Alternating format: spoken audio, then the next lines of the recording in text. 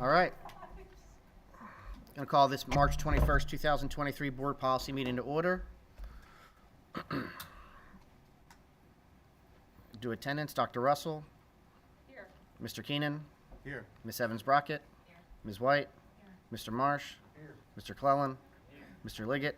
Here. Mr. Larson. Here. Mr. Cohen. Ms. Lofton. Here. Ms. Smith. Mr. Marsh. Here. Mr. Weaver. Dr. Boyd. Okay. Please join me in the Pledge of Allegiance. I pledge allegiance to the flag Of the United States of America and to the republic for which it stands, one nation, under God, indivisible, with liberty and justice for all. All right, we'll start off with comments from the audience. It's very similar to a work session or business meeting. Anyone can speak. They have 3 minutes. We'll start with Evan.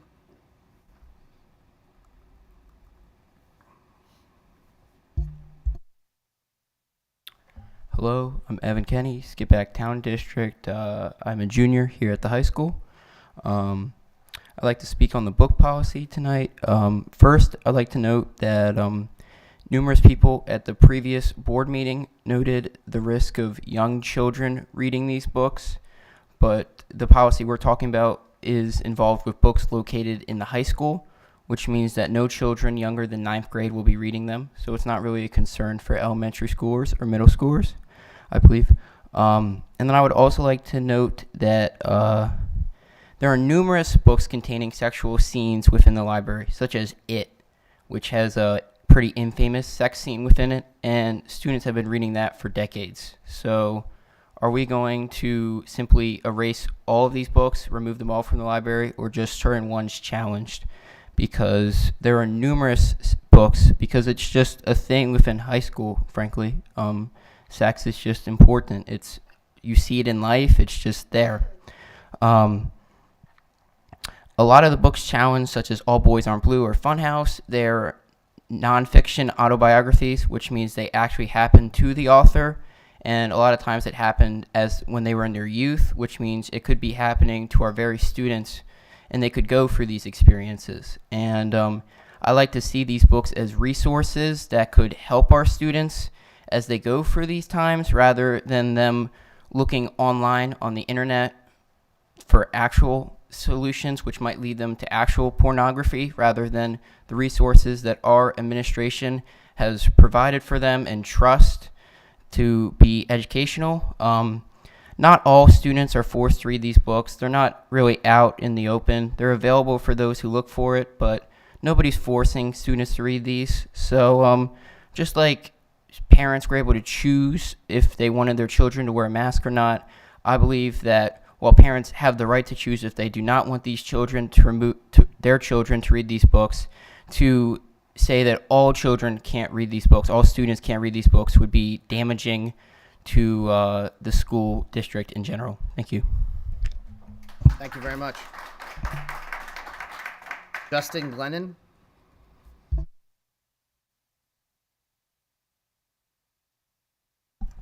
Hi, thank you for letting me speak. My name is Justin Glennon. I am a resident of Skippack Township. I would like to speak on the upcoming policy about law enforcement in schools. I think it's a good idea to keep our children safe in every way we can possibly find.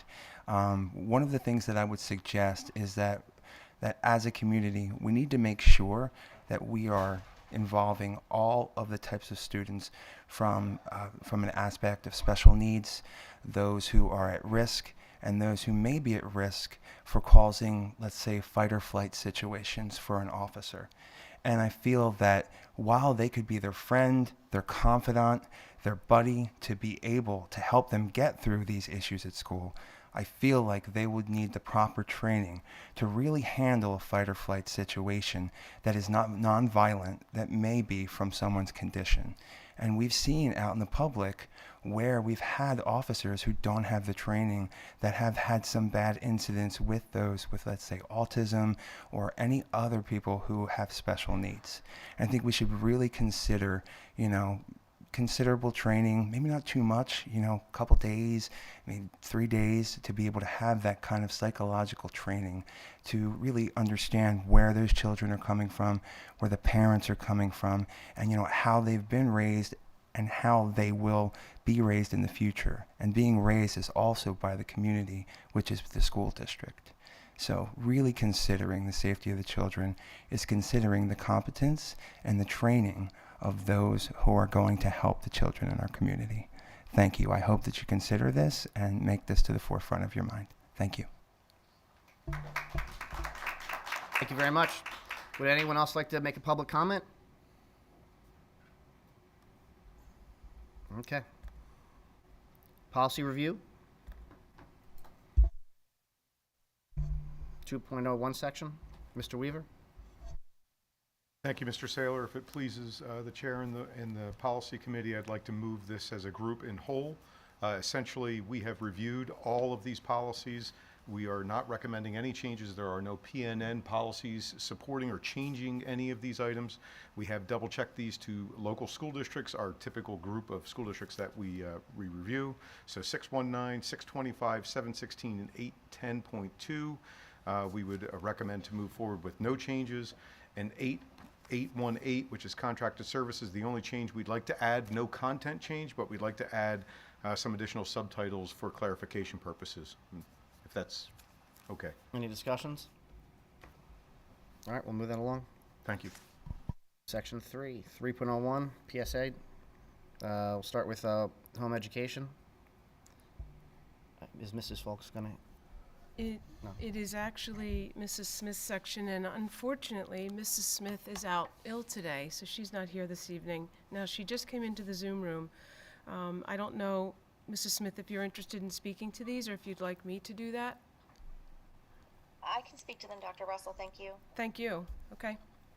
The three policies that you will see, PSBA recommended some revisions to the policies based upon some legal changes. Basically, we had one very large and lengthy policy, and they have broken it down into three separate policies. Information regarding participation in extracurriculars, in co-curriculars, in terms of attendance, some of those other items. So while it appears like there's a lot of changes, it really is taking our larger policy and it has chunked it into three smaller policies. And this came out in a recent PNN. Yes, it did. Thank you.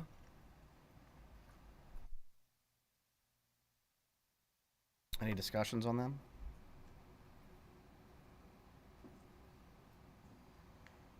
Okay. Move on to local policies. 109.1, age-appropriate standards, applicable to policy 108, textbooks and policies 109, resource materials, and 109.2, library resource materials. Any discussions on these policies? Well, I think if it's all right, Mr. Saylor, I'd like Sure. to offer administration's position at this point. So I'm well aware of the concerns that have been expressed around some of the content in the books, and the purpose of introducing these two policies is to avoid the introduction of these books into the school library. I think I have that pretty clear. What I wanted to point out for the benefit of the group, to just go on record, is that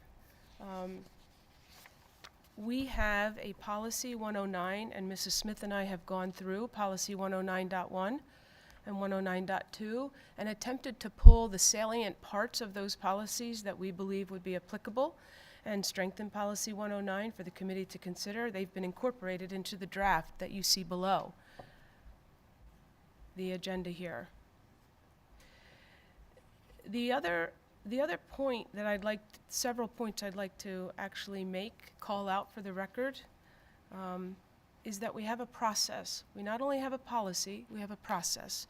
And there was a Supreme Court decision, 40 years ago, regarding some inappropriate content in books. And one of the takeaways from the opinion that was offered is that a school district needs to have a process when there are questions about the content in the books. And we have that process. And in fact, we've attempted to actually strengthen what we're doing. We have added a layer to the selection process that includes central office administration. We are now well aware of some of the books that have raised some questions and are looking for more comprehensive descriptions as we look for books, because we know that not all of the books and the descriptions that are offered are as comprehensive as we would like. We have learned that the Destiny system that hosts all of our library books and serves as the sign-out system for students can host parent recommendations or requests for their children not to sign out certain books, and we will uphold that and have developed an administrative regulation to represent that process. Lastly, what I would like to offer is that I plan this week in my newsletter to actually publish the books that have been challenged with the questions around the content so that parents are well aware, and if they choose to request that their children not sign out the books, they have that opportunity. I don't want anyone in the community to get the impression we are being non-transparent with this process or the books that have raised some questions for individuals in our community. So we'd like to change that this week by making those titles available. So administration believes that we are upholding the law and that we have the considerations in place that support this policy and support the library collection that we currently host right now. So I just want to offer that before you move to 109.1 and .2. Any discussions?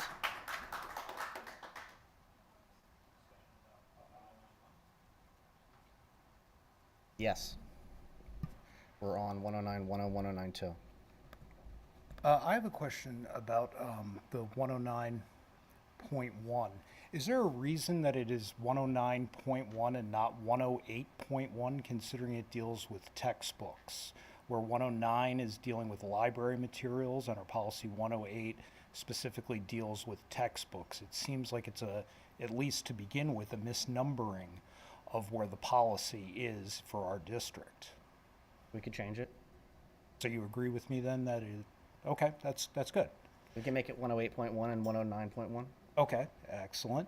Because they do seem to directly address things that are in there. Is it the intent tonight to essentially wordsmith this, or are we just looking for a straight up or down? It's up to the committee. If the committee wants to go through it and wordsmith it and can agree upon the wordsmithing, Well, I guess, Mr. Saylor, you're the one that requested that this be That's not brought true. to policy. that is not true. Another board member did, not me. Okay. So it was placed on the policy committee by you, not by administration. No. Another board member requested it to be added to the agenda. Okay. Again, administration did not place this on the agenda. Administration is recommending that we do not move policy 109.1 or 109.2 and has recommended changes to policy 109.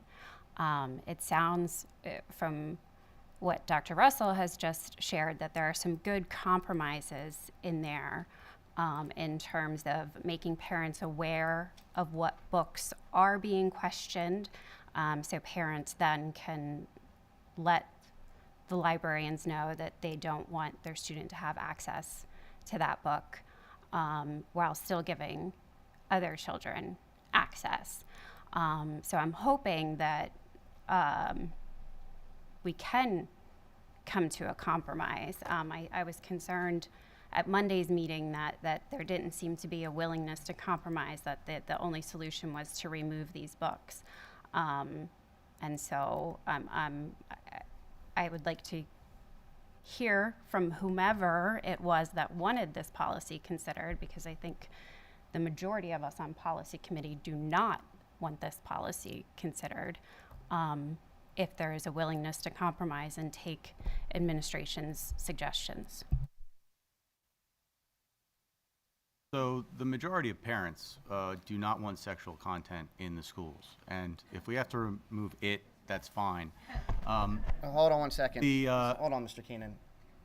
I find it always ironic when we get snickering on one side but not the other, to remain in the room during the meeting, listen, If you're gonna snicker and make comments, we're just gonna start throwing people out. Go ahead. So this is not directed at any particular books. This is directed at the content. And I don't know where the failure began, but there is a failure to focus on educational materials, and in bringing in this sexualized content, I don't know why, or why anyone thinks it needs to be in schools for any reason. See, the schools presenting this to kids, paying for it, us funding it and supplying it to the children, and regardless of whether it's directed in one direction or another in terms of gender preferences or sexual preferences, is not the issue that we want to, that anybody wants to focus on, and it's not the issue. The issue is that this should not be in schools. To my knowledge, I don't know that how many times over the years in the 60s or 70s or 80s or 90s that all specific discussions were had on specific sexualized content in books, and what the outcomes of that may have been from year to year or whatnot. And that's not what I'm arguing here tonight. I'm not arguing a specific book. I'm not interested in a specific book. I'm not arguing a specific language, although we can talk about it, and you can show me, if you want, where the straight sexualized content is, and we can discuss that and about how we get that information out of our libraries. If there is literature that appeals to the prurient interests in a sense that from a quote-unquote straight perspective, let's talk about it, and let's not push it on our kids, and let's talk about who should be able to access that, whether it should be elementary school students, whether it should be middle school students, or whether it should be high school students. Because right now, there is no regulation of that. So I understand, too, the extreme desire to bend over backwards to respect people who are from different backgrounds, and that these books, some of the books that have been brought up by other people, will be used in a mostly educational way, or in an entirely educational way. But I am representing the school district. I'm representing my family. I'm representing my kids. And I have my two oldest children are daughters. I have 3 daughters. And when they are 14, those books, they will not be coming into this library if those books are in it. So I don't know the way that you deal with minors is not to give them illegal things and then say, oh, you can opt out of this, but you can read it anytime without your parents' knowledge in the library. That doesn't work. It's not a loophole. It's a failure to regulate the standards, age-appropriate standards for children. And we're talking about children. None of this has any business being in schools, or sexualized content does not have any business being in schools. That is not the job to teach sex to children.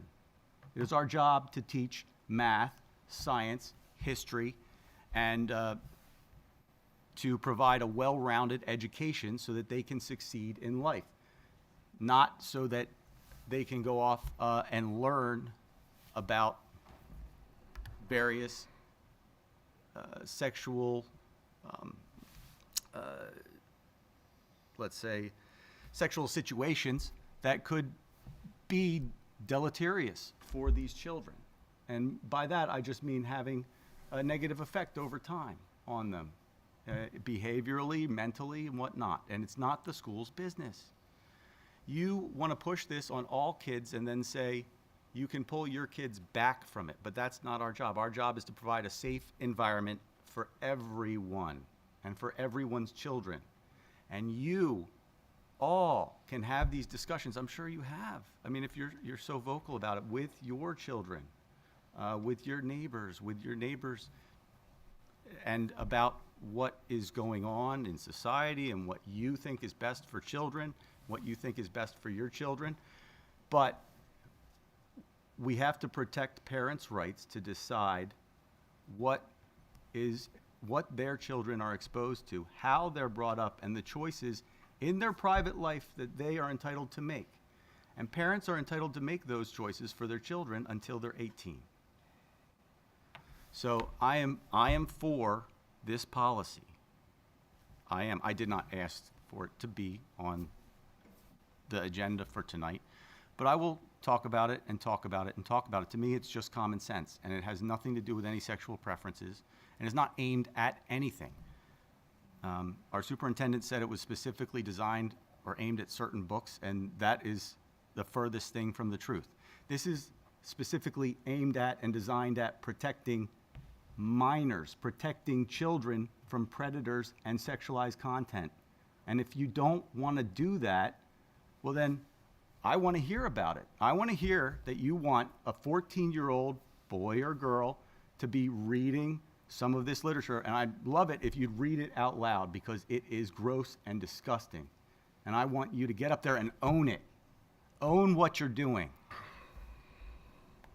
Mr. Keenan. Thank you. Just with all due respect, I want to correct for the record, I have never referenced these books to be aimed at any particular. It's just what I heard you say tonight. I apologize. It was a twist. It was I some did- words got twisted, I guess.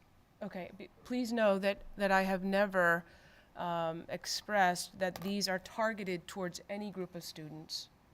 Oh no, you mentioned that it was to get these books removed. Those are the words you used. Maybe they weren't quite correctly stated when you were talking earlier. Okay, I just don't want to Because leave it's not the. about getting any books removed. I don't want to leave anyone with the impression that I have made any reference to any individuals in the LGBTQ community or heterosexual community, which maybe I misunderstood. I thought I just heard you wondering about the superintendent saying. That's all. No. It just sounded to me like you said this was designed to get rid of, or to remove certain books from the library.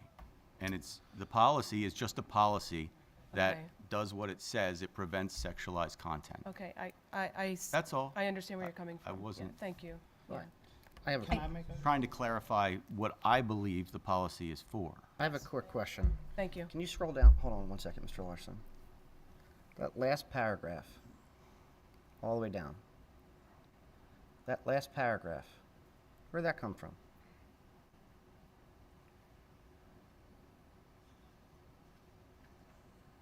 I believe that was in our current administrative reg. It was an AR, Yeah. and not everyone has access to the AR. But that exact paragraph was posted on social media 48 hours ago. So individuals, if I go to active policies right now, Yeah. let's do that. And I go to policy 109. The ARs are posted there, so that information it has been accessible to the public.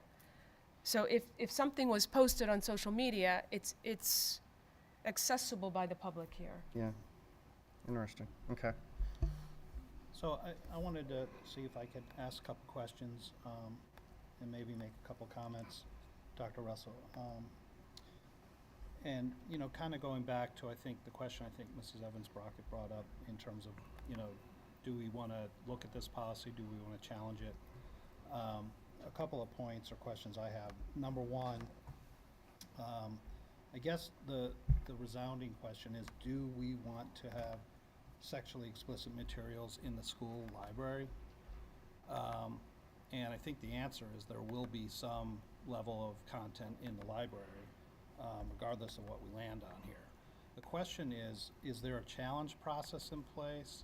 And I think the answer is yes, there is a challenge process in place. Is that correct?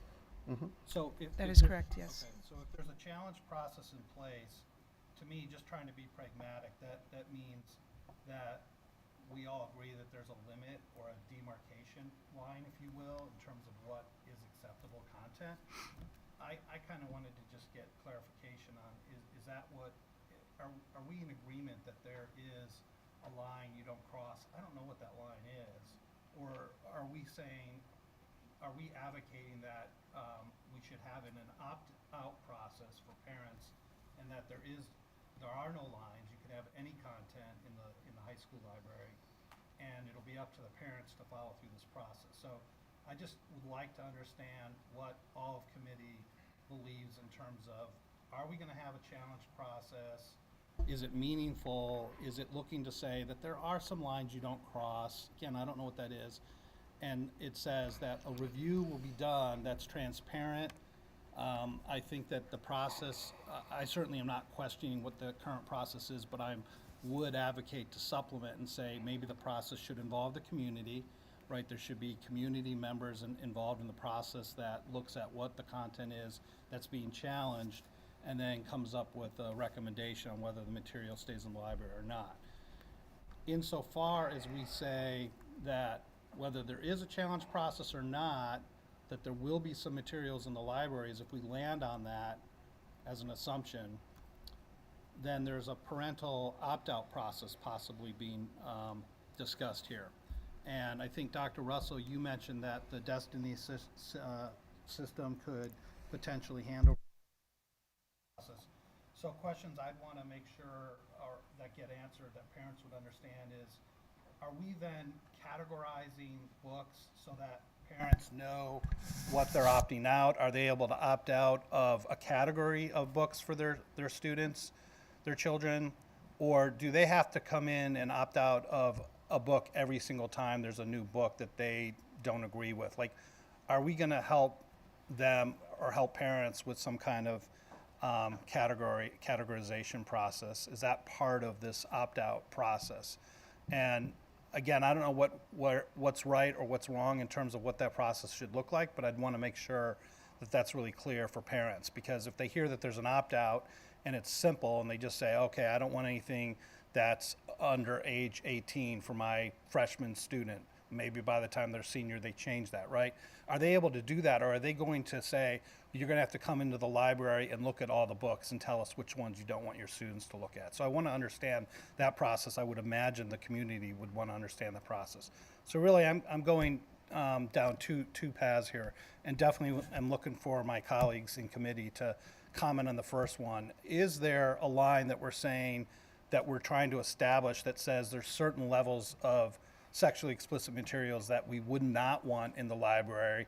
And how is that process, that challenge process, going to evolve that integrates the community into it? Because I think, as Rowan was mentioning, there are studies that show that a majority of the community doesn't want sexually explicit material in the high school libraries. I think I looked at a study and it was 70%. So if that's true, and I can only assume it is, but if that's true or we're close to that figure, the community doesn't necessarily want sexually explicit material. I don't know what defines what sexually explicit material is specifically. So is there a challenge process that involves the community is a question, and or is there any kind of line? So sorry to ramble on there, but definitely would love to hear from my colleagues. Well, 109.1 defines sexual acts. I don't know if you want to answer any of his other questions. I just wanted to share a little bit of information about what currently is happening, because there have been some changes this year that I just want to make sure everyone in the room is aware of. So in our current policy 109, under selection guidelines, there are a number of guiding principles that are listed. I don't think it gets into the specifics of answering your question, perhaps, so we can circle back to that. But I just wanted to make sure that everyone was aware that a more recent change to an admin reg is the fact that essentially that layer that Dr. Russell had referenced earlier is, I am the K-12 curriculum supervisor for humanities. For those of you who don't know, I have been written into the policy. So that's a more recent development. To my knowledge, none of the books that have been challenged have been adopted and taken into the library since this addition being added in. So I just want to make that point that there is that layer, so to speak, of additional eyes on the purchasing list that has been put into place. And I think that with that said, now really being into the thick of what our librarians do, and they are an amazing group of people, there is such careful thought given to the grade levels, the maturation, to certainly community standards in some of the words. Now that's why we have a reconsideration policy in place. The librarians who are currently our librarians are not necessarily the ones who have brought in all of the books into our spaces, and maybe standards have changed. So that is a really important part to recognize, that we have that process for a reason. As far as the parent piece too, just again with my greater involvement, I can say that when it comes to what parents might be able to request their child not to read in our system, that would need to be specific to titles, to authors. The only other guidance we have within Destiny are some key categories by the MARC records. If, let's say, something is identified as historical fiction or realistic fiction, there isn't something that labels a book as explicit, because to the point of your question, there is some subjectivity to that. So I hopefully answered a little bit of what you were asking, but I know it's not into the weeds of your question. But I just wanted to make that point of how this policy and the admin regs attached to it have certainly changed just this year, in terms of some of those layers that have been put into place. And Michelle and Dr. Russell, if a parent were concerned about a particular topic that maybe wouldn't come up in the database, would there be an opportunity for them to meet with the librarian of whatever school, because it's the librarian that is checking the books out to these students? So a parent could say, I don't want any books regarding whatever for my child to take out. So it wouldn't have to be necessarily a specific title or a specific author, that they could work with the librarian on those things. I think in conversations such as that one-on-one, I think that there could be more of a nuanced conversation. And I know our librarians are willing to do that. They're doing that already. It may just not be public knowledge, but there certainly have been conversations in the past where parents have had conversations with librarians about books that they want their children to read, perhaps. My son or daughter interested in this, what do you recommend? Or it could work in the other direction as well. And at the high school, and Chaz, maybe you can answer this, do students, I know at elementary school we have a regular library time that students come and I think they're required to take a book out. There's no requirement in the high school for a student to come to the library or to take a book out. And how often do kids come to the library? Is it, I have one kid who comes pretty frequently and one kid that I don't know has ever stepped foot in here, so. On their own, it's very individual. Some people are readers, some people are not. And in terms of coming on your own, some students make the time and some students do not. In terms of groups of students coming to the library, it kind of depends on the teacher that they have. I try to get my students to the library every month, and some other teachers do the same, but some do not. And do you have a requirement that they have to check out a book when you bring them to the library? They can get books anywhere from any of the sources. They can bring books from home. They can get books here for independent reading, what we're talking about, trying to develop that lifelong reading.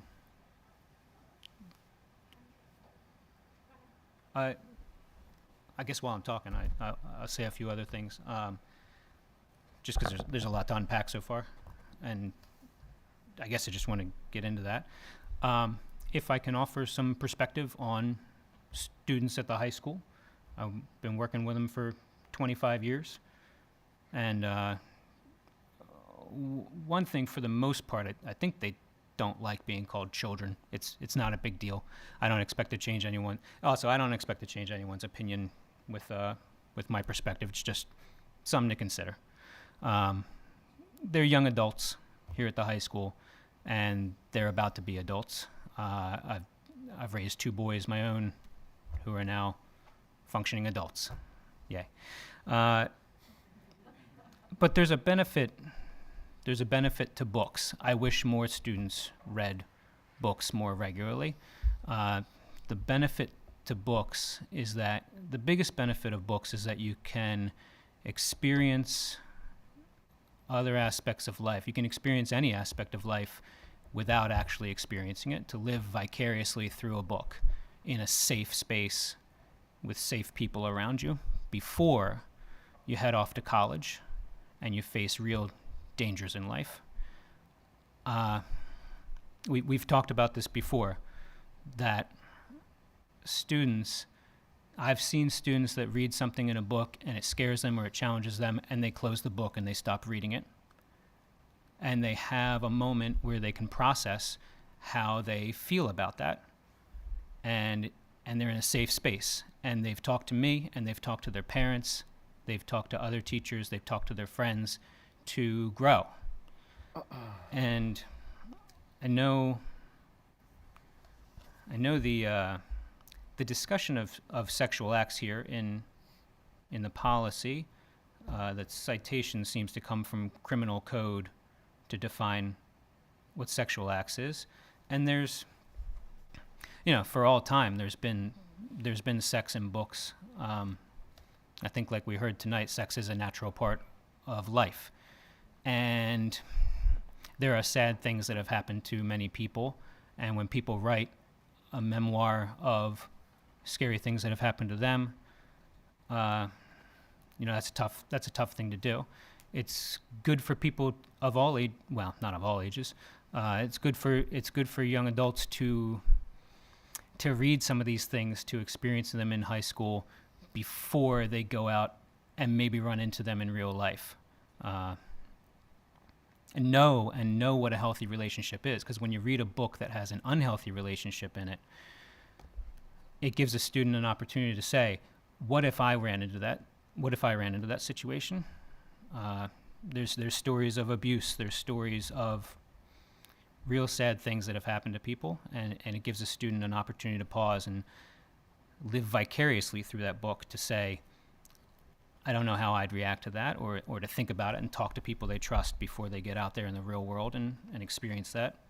But that's one of the benefits of book I wanted to talk about.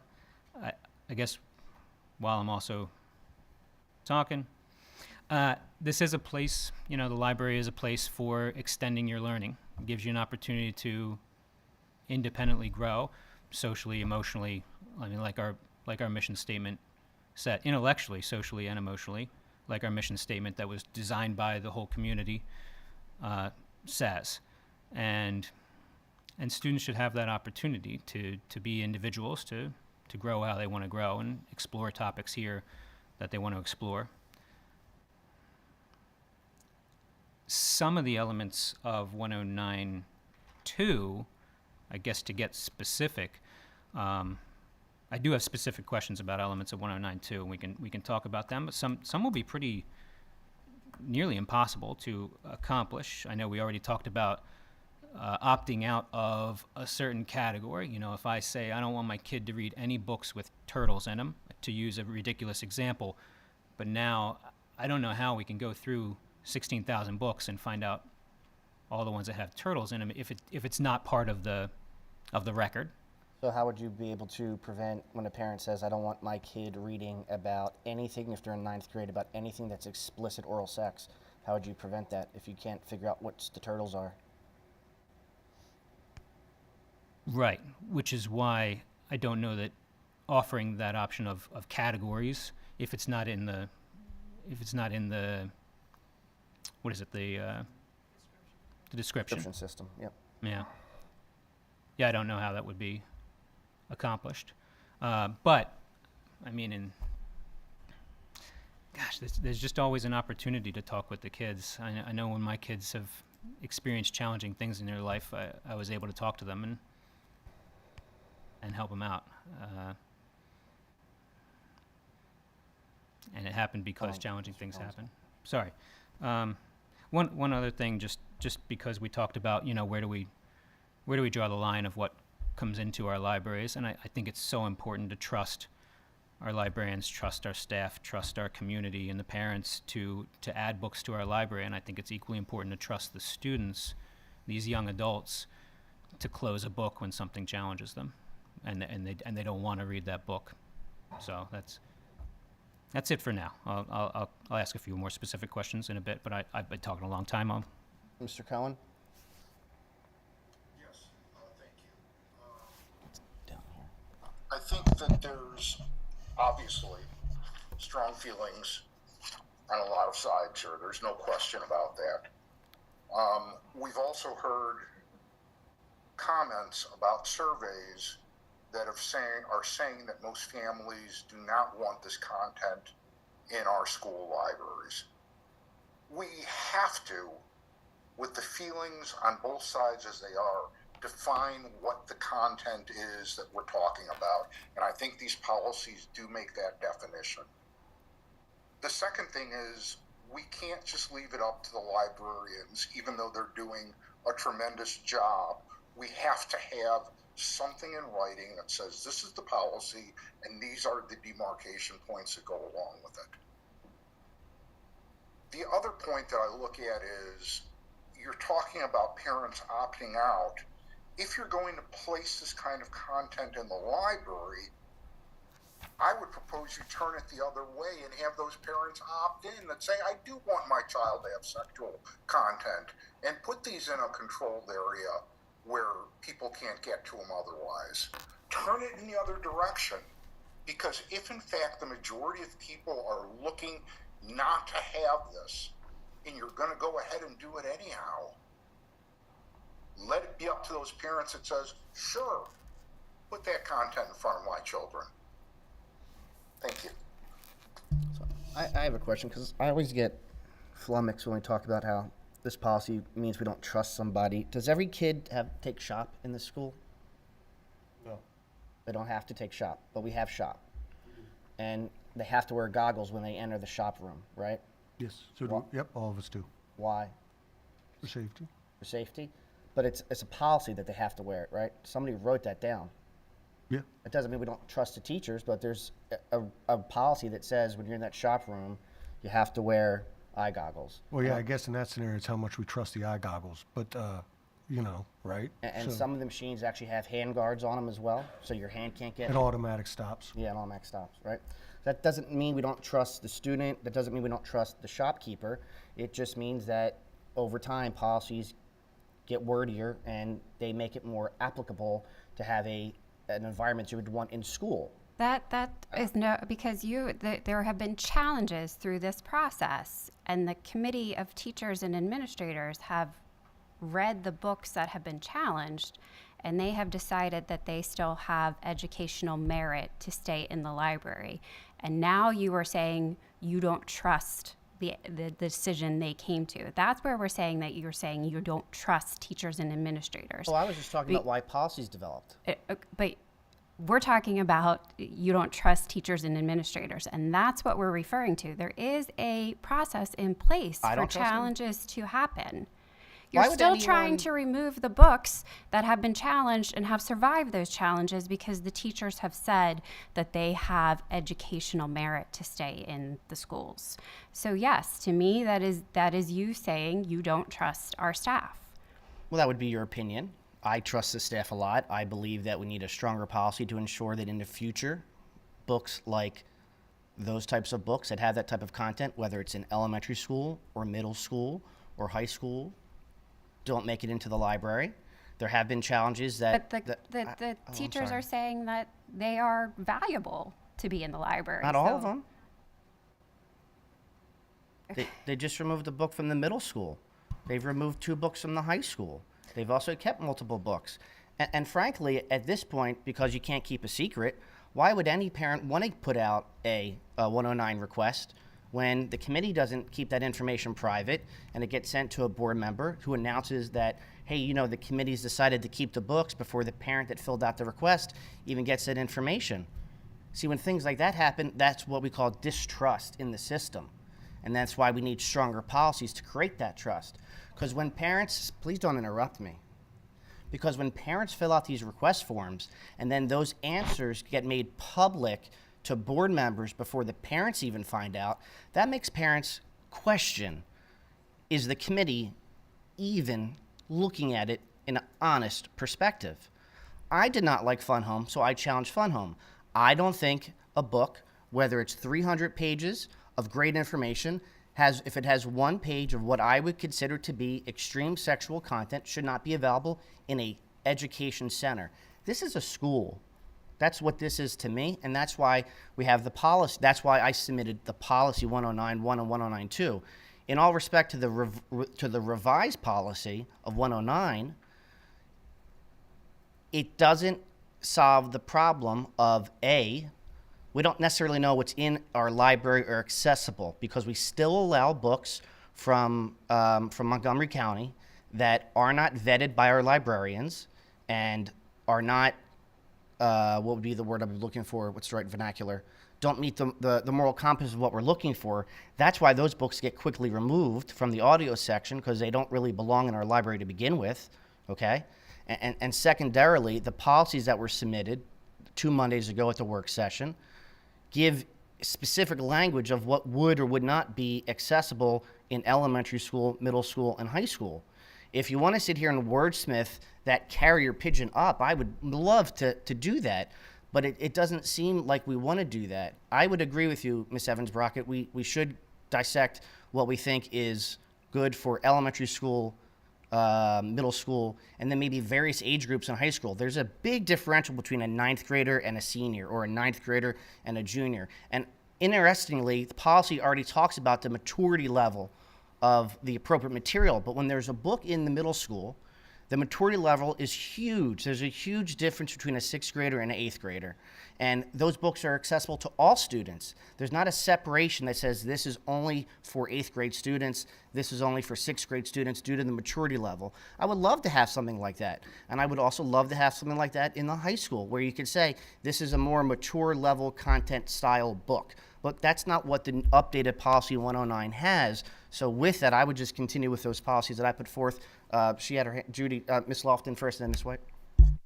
So I have several questions, both about specific language within the policy, but then also more broadly. And I'll just start by saying I really appreciated your comments, Mr. Larson. I think that this is such a difficult subject to tackle, to discuss, because the range of how sexuality is presented in content can range from very mildly innocuous to really something none of us would want to see in the library. And, you know, as a parent of 4 children, my youngest is 18 and a senior at the high school. They're all adults now. There's still some things where I would be shocked if, you know, it's not something that I would want to see in the school. And just like, you know, you said there's a difference between a 6th grader and an 8th grader.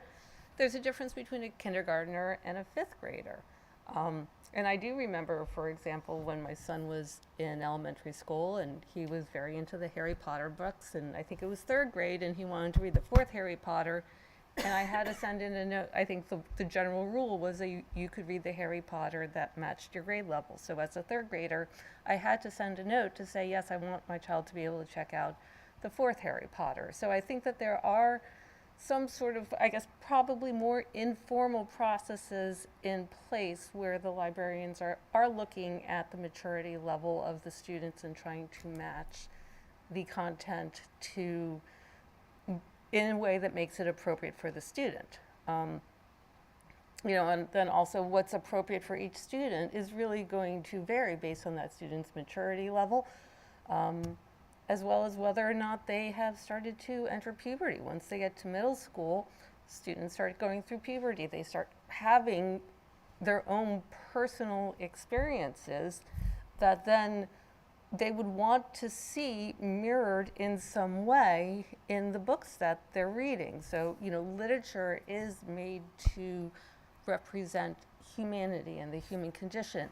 And so human relations and how people grow and how the relationships grow and develop over time as students are growing and developing it's going to be reflected in literature. And so, you know, I think what's right at 6th grade might be different from what's right at 8th grade. What's right at 9th grade is going to be different from what's right at 12th grade. And so it's really is very much a challenge of trying to draw a line. You know, I think it's really difficult to say this is where the line is. And so that's where I think the review committee process is very appropriate for trying to address this, because it looks at the book in its entirety. And you've indicated, Mr. Saylor, that some books have been pulled. And that tells me that the process does work. Now, my concern in general about the policy 109.1 is that we perhaps unintentionally are casting a very wide net with this policy. And, you know, yes, we have definitions for what's a sexual act, but even the definitions to me are vague. So, for example, we say sexual acts are, you know, and there's a list of the sexual acts, and then it says, or any touching of the sexual or other intimate parts. Well, what are intimate parts? Is, you know, for different people, different parts could be considered intimate. Yeah, but what part of, so for instance, are you just in the high school section? Because the high school section has two notes. It's visual or visually implied deceptions of sexual acts, or so it's a visual content, and explicit written descriptions of sexual acts, explicit for the purpose of teaching students to avoid and report. It's all there. Okay. So, well, you're defining, so an explicit written description of a sexual act, and a sexual act involves touching an intimate part. So, again, is an inner thigh an intimate part? Is Well, touching an inner thigh wouldn't be explicit, but I could But, like, I could read you a line from a book that is in the middle school. But I'm not going to today. But that is explicit. right. But So, yeah. but like, that's where it's like, okay, well, what if somebody's gently stroking the small of someone's back, and then the hand wanders south? Like, you could say, is that explicit? Are you touching somebody intimately?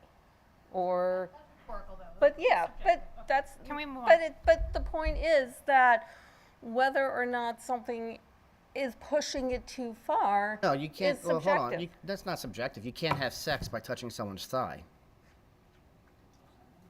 But if a child is touched in that manner by an adult, then it would be abuse.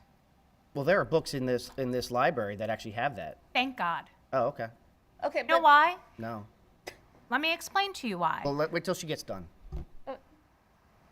Yeah, Miss Lofton. okay, so my question about this policy then is, what classes are going to need to be completely revised if we implemented this policy?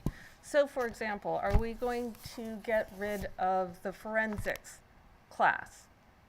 The forensics class looks at crime scenes, including scenes of rape and sexual assault, and basically takes a CSI approach to those scenes to help students understand how those types of crimes are investigated. Do you want to get rid of that class? Do we want to get rid of the anatomy and physiology class, or any discussion of the sexual organs in the anatomy and physiology classes? Are our tech students still going to be able to participate in the health science programs? Are our art students going to be able to look at artwork? And I don't know too much about the whole art program, but nudity, if you look at the program planning guide, one of the art programs says we're going to be focusing on the human form. So what does that mean? And how is that class going to wind up having to change as a result of this policy? Are we going to have to get rid of our AP psychology class? Because that talks about the biological basis of behavior and sexual motivation and sex drive as a part of that psychology coursework. Are we going to scale back our AP Literature course because a lot of the recommended reading books for that class have sexual content in them. So, I think that, again, because sexuality is such a part of being human and it's woven throughout literature and art, and it's an integral part of our health system and our criminal justice system and understanding sex crimes. If we can't talk about it at all, we wind up having to cut out large sections of some of the content that's in our schools. Well, I don't think, it's just my opinion, but so reading the policy that talks about 108, which is what you would be talking about, so as Mr. Liggett said, 108.1, it is a caveat for educational and, explicit and written descriptions. A student drawing, David is not an explicit written description, and having a pathology class or having, criminal justice class that shows pictures would not fall under this aspect of this policy. The policies for library and textbook materials. Ms. White? Okay, so I'd just like to focus specifically on the books that have been challenged in the process. So if we could just talk about, as part of the response, once the book goes to committee and the report comes back out with the findings, in that information, are you looking at how many times that book has been taken out? Is that something that's taken into consideration or recorded just as a matter of course? It is not part of the process, however, as I reviewed the librarian's documentation, if you will, because she's a participant on each of these committees, she has recorded and shared with me the number of times these books have been signed out And over by the who? years. I'm assuming that there's a record of who's taken them out as well. Well, we could probably find that unless it goes back before we kept things Unders- digitally. Yes. Understood. Okay. Yeah. So that's my first question. So I appreciate that because I do think that is part of, it's not as though this book went home, it was found to be egregious by a parent, and then, oh my goodness, now I'm challenging it. It's just the title of a book is presented for challenge, and it could be that book was perhaps never taken out in this library, even though it could be in the library. There's probably lots of books here that have never made their way to a house. Okay, and that's my first question. My second question is, what survey exactly, I don't know, Dr. Russell, if you could fill me in, was posed to parents asking them whether or not they felt like this material should or should not be in the public school library? A survey was mentioned a couple times, and I didn't see a survey for my own edification as a parent in this district, so I'm just wondering what survey is being referenced. Yeah, so I'm not sure, Ms. White. There has not been a survey administered at this point to the community on this Okay. topic. Okay, because I mean, when you talk about majority of parents and a survey, to me that means, I talk to everybody I talk to is a parent in the district, most of them. I talked to a lot of 55+ people in the district too, and how would we admit that? Is that something you're planning to do? No, it is not in the plans right now, no. Okay, so I just was trying to understand exactly how we could ascertain such a thing without actually delivering the survey and using that as part of whether or not we should remove books from the school. So there's that. And so I just wanted to really quickly, Mr. Glennon, thank you once again for your insight and your leadership and the way that you relay the importance of helping to guide and build our future with the students here in the high school. It's to me, I just hope you just have to stay put for a couple more years, and then and then you can retire. But in all seriousness, I think that one of the things that has been the most upsetting to me as a historic reader of romance novels, from really very long ago. The Harlequin ones are excellent. I don't think there's anything in the library like that anymore. But the books that have been challenged that have sexual content in them are autobiographies, and they are memoirs about experiences that authors had to endure, and they were provoked to write a memoir or an autobiography detailing their lives to share it with the world in a larger capacity to help avoid and heal from some of the trauma that they endured through those experiences. And without that message going out into the world, many more would be affected and hurt. And so when it's very triggering for me to hear and have conversations about this arbitrary indoctrination and exposure to sexually explicit content when we're talking about specific traumatic events that impacted children. I just think that it is so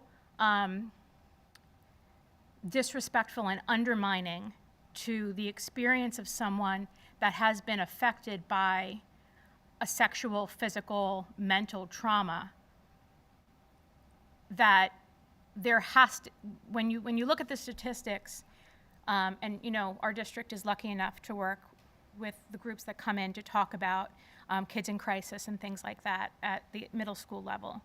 And when you look at the statistics of how many individuals are affected by a sexual, in a deviant way, a sexual interaction before they're 18, the statistic is staggering. I think it's 1 in 5 is the average, 1 in 3 girls and 1 in 4 boys. And so to not allow, and I misspeak if I misspeak on the statistic, but that's my understanding of the numbers, and to not allow the students in our building, in our care, to have some sort of representation, potentially, not through curriculum, but have access to that potentially, when it could be happening in their home. That is the egregious action.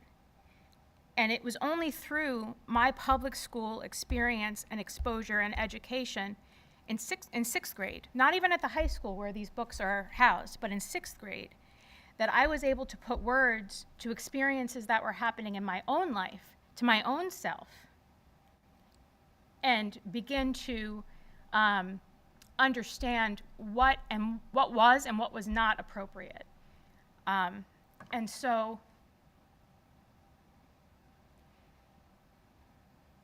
we have professionals in this building and at this table who have dedicated their lives to protecting and serving children.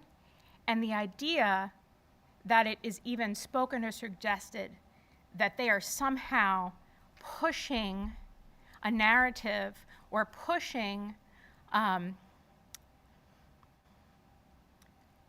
exposing sexually explicit content onto our students, it's unfathomable to me. I actually just don't understand it. And understanding there is a spectrum of what's appropriate for adolescents, there's no contest. I mean, Fun Home, perfect example. I went on Amazon, 15 and up. Okay. It's not at East, it's not at West, 15 and up. And and I don't know that any 15-year-old would even understand it. So, because it's a memoir. Again, it's not a work of fiction. So that was a lot. But Would you be okay not allowing the 14-year-old access to that book then? I'm curious. If you don't want your 14-year-old to access it, go for it. Right on. Well, no, I was just curious because the book. Absolutely right on. But then there should be, again, when this was initially brought up at the request and put on the agenda, Dr. Russell and Mrs. Smith, I'm sure in coordination with Mrs. Folks, she wasn't here that night. You missed it. They put something in place to address the concern, but that somehow is still not enough. No, you just suggested that we should have books that are only accessible to certain age groups. No, that is not what I suggested. What I suggested is, and I didn't suggest anything, I was pointing out the fact that the book has an age appropriate, also subjective, because whoever put that, the publisher maybe. Okay, that's a guideline. But Dr. Russell has put in place the power and the authority for any parent to say what they can and cannot have their children see. So I guess that's really the question. How many people have come to take these books out? What kind of context are they? I mean, now I'm sure there's probably a waiting list for the books. I mean, we've made them very clear to everyone. So that also rhetorical. But, you know, when you throw around words like, oh, there's a survey and I represent most parents, everybody is only, you represent yourself and your values. And as elected officials, we represent all parents, not most parents, not some parents, not parents that agree with me, all parents. But I really respectfully ask for the rhetoric piece of it, because it is so significantly triggering to any abuse survivor, if you could just keep it tapped down. The passage reading, the insinuation that, you know, it's inappropriate. It's upsetting it's like a viscerally upsetting interaction every single time. So if you want to discuss the appropriateness and you want to discuss the policy and you want to discuss the rules, let's do it. We can go line by line. But enough with the triggers, because all that they're meant to do is solicit a response. And you've got everybody here. This is the most people I think we've ever had in policy. So thank you for all coming. So hold on one second, Mr. Marsh. Fun Home in our school just says adult. It doesn't say what grade it would be for. And it also doesn't say, part of the problem I've been discussing for 2 years, it doesn't say actually what's in the book. Mr. Marsh? Good evening, everyone. I will be brief. In my role as a building level administrator, I just want to point out for the committee, I think the decision, the discussion, will have impacts. The decision from the committee will have impacts on the community. I just want to say in my role, working with students every day, I think Chaz and I on the panel are the two that work every day with kids. This really currently does not have an impact on the daily work that I do with students, this issue. And many of those issues are related to safety, usually around social media and the phones. So I just want to share to frame it from one person's perspective, and I don't need to go through my history and my role, but having been here, I feel it's my responsibility to be on this committee for as long as I have, to speak for how this does impact or affect things on a day-to-day basis. And I can say that as much as this, in my humble opinion, is really causing a lot of visceral response, practically, efficiently, day to day, this is not impacting the work that I do with students that I believe matters every day. So I just offer that to you. Thank you. Any other discussions? Yes. I'd like to say something. Oh, go ahead. Sorry. I just wanted to come back to why I had shared before about how the AR and the case that I referenced has changed, because to the point that's been made a few times, the district has been responsive to some of the concerns. And so I shared what I shared about my current role in being layered in, because there were comments being made about no regulation. And that's not true. I also have a lot of questions, as someone who probably is the most intimately right now involved with the current policy, about what's being proposed, because it was brought up about sexually explicit, the descriptions, still subjective, still a little vague. What does that mean? What are the implications? And so to go back to the idea that was even just recently made about the book description and the summaries and not matching the actual content, I don't see how the current policies being proposed are really going to solve that particular problem. I don't see how having this language now is going to change anything. As I said, the layering in of my role is a recent addition, and to my knowledge, there haven't been any challenges about books brought in since that change was made. So the fact that there are books in the library that perhaps does concern someone, that's why we have a process in place. Again, I don't think the policy being proposed is going to solve that issue for those who it is an issue. And I think it does raise a lot of questions about what some of the language means, given what it is that we have to work with the reviews. I also, I mean, just to be frank, want to point out that there's a reference made here to a library supervisor. As K through 12 curriculum supervisor of humanities, I supervise 7 areas. I just spoke last night about our ELD program review and the many needs that we have. I can't fathom that out of the 7 areas that I supervise, that this is the area that everyone in this room, everyone in the community wants me spending the most time on. So I just want to bring up that point of human capacity. I have a lot of questions in terms of how feasible what this current policy that we're looking at being proposed, how feasible is it really? Thank you.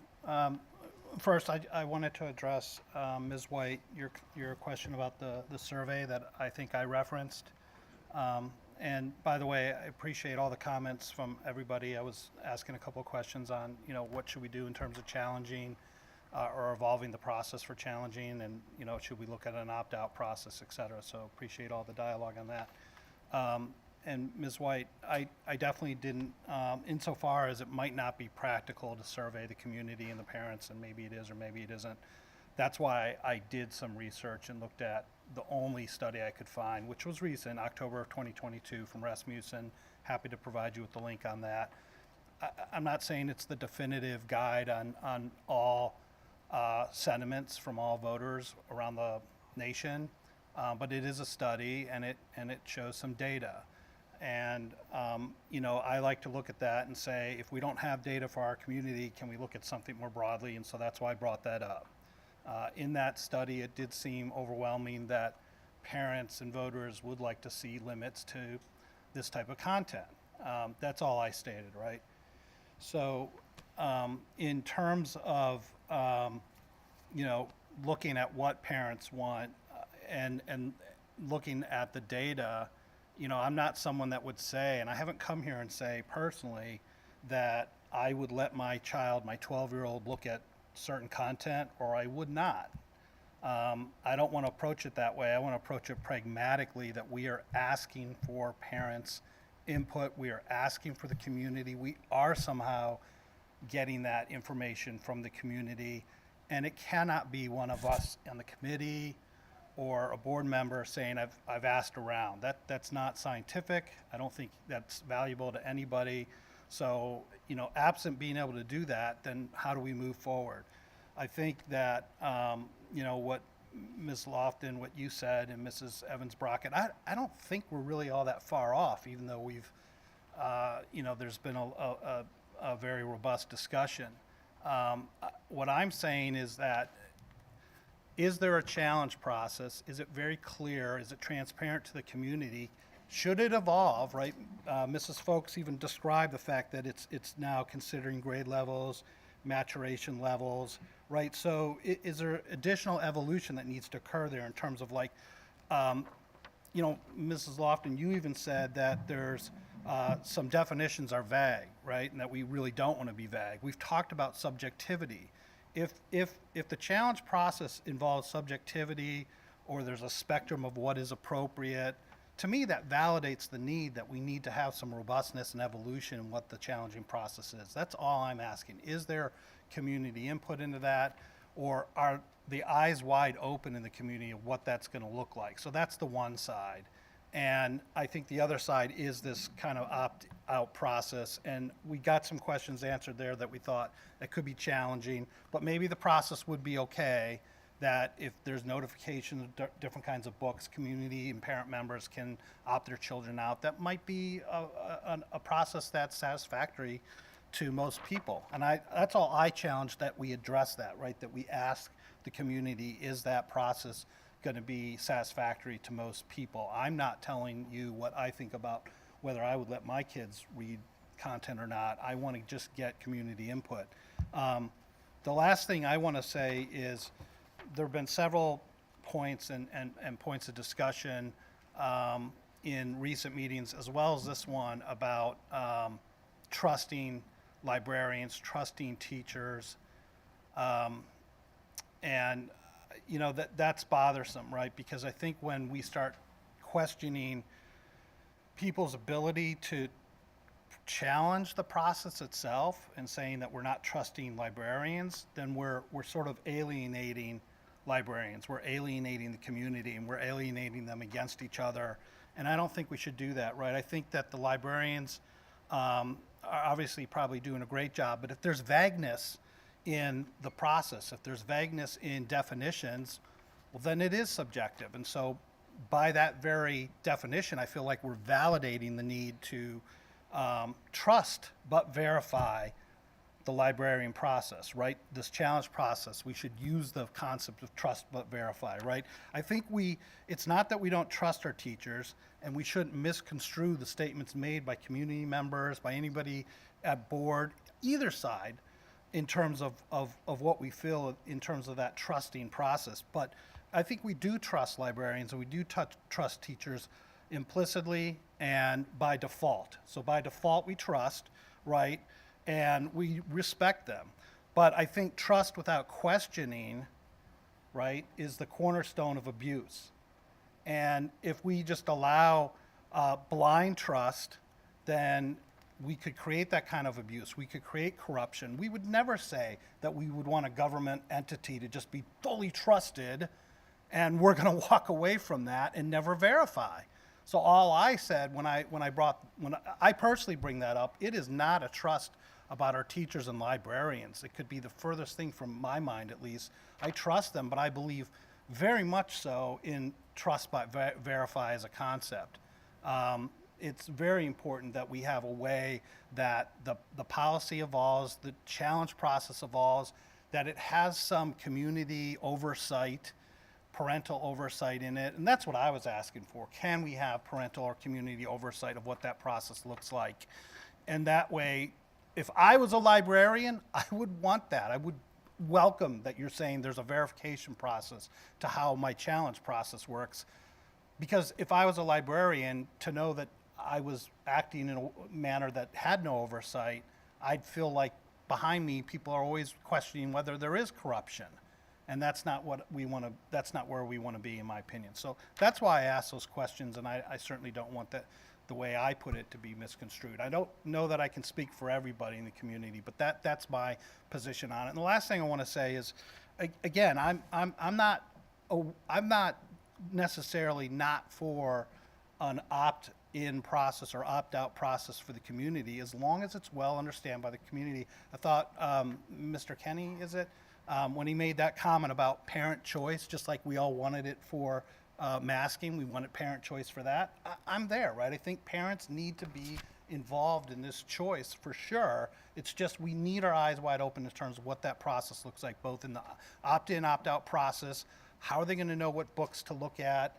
And then what does that challenge process look like in terms of we're even vetting what books are in our libraries, that there is a verification, there is an evolution of that. Ms. Fox talked about the fact that there's changes to that. We all talked about the fact that it's subjective. That validates the point that I'm making, that there needs to be a verification, even if there's a full trust in our librarians. So thank you. Go ahead, Ms. Fox. I do like, oh, sorry. I do like what you said, that, you know, having some sort of a committee that is reviewing the books. But I see that as being problematic. Having it be a community committee, I see as being problematic for a couple reasons. Because the question is, who winds up being the representatives on that committee? And that can be just as fraught as any other competitive selection position. Agreed, but I do have an idea on that. Okay. Sorry to interrupt.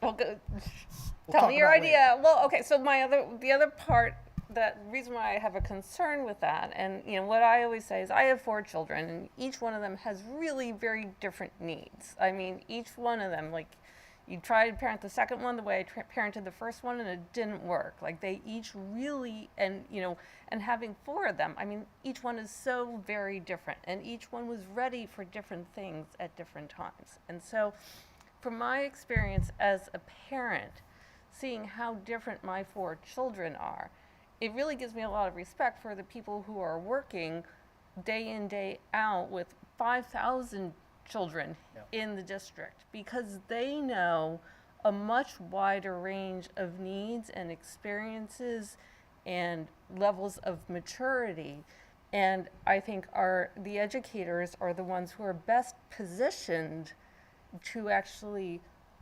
recognize, again, those needs and levels of the students. And they also are the ones who have studied child psychology, have studied child development, have done, have most of our teachers, I believe, have masters in education. Some of them have PhDs. They have decades of experience doing this and trying to differentiate instruction and select appropriate materials for students. And so, I would have a hard time coming in and talking to an educator saying, well, gosh, I don't know if that book's right for me, therefore I don't think any child should read it. Or I don't think that book's right for my child, so I want it off out of the library. I think it really should wind up going back to a committee of educators, and perhaps we make that committee more robust, or it becomes just some sort of a process, but I think it's really problematic to not have that process being driven by people who are experts in educating children. Mrs. Lofton, I agree with that statement, absolutely. And again, I think that if I were a librarian, I would hate being a pawn in this discussion, right? That people are saying to them, we don't trust you. That's alienating, and it's not true. It's not what people are saying. At least I'm not. I don't know about the whole community, but I think so. And that it's that we want to make sure that the process of vetting is evolved. I like what you're thinking is there in terms of that librarians and educators, and they are closest to the kids in terms of their learning needs, and they have to be the biggest part of that vetting process. I completely agree. I just want to ensure that when we're talking about that and we say trust, we don't trust them. That's not true. It's that, what does that process look like? How do we evolve it to make sure that it has community input, parental input, even if they're not on the committee, but it has input that they feel good about, that process is really transparent, that it gets some of the subjectivity out of the process. And again, I'm not for saying that all the books have to go at all. It's just, what does that process look like? And let's not put librarians in the middle and put them as pawns and, throw them under the bus, so to speak. And I just because I feel like what you're saying is completely different than what I'm hearing from some other members, and I appreciate you're seeming willing to compromise. You're talking a lot about the challenge process, which I don't think is necessarily what other members of the committee have been talking about.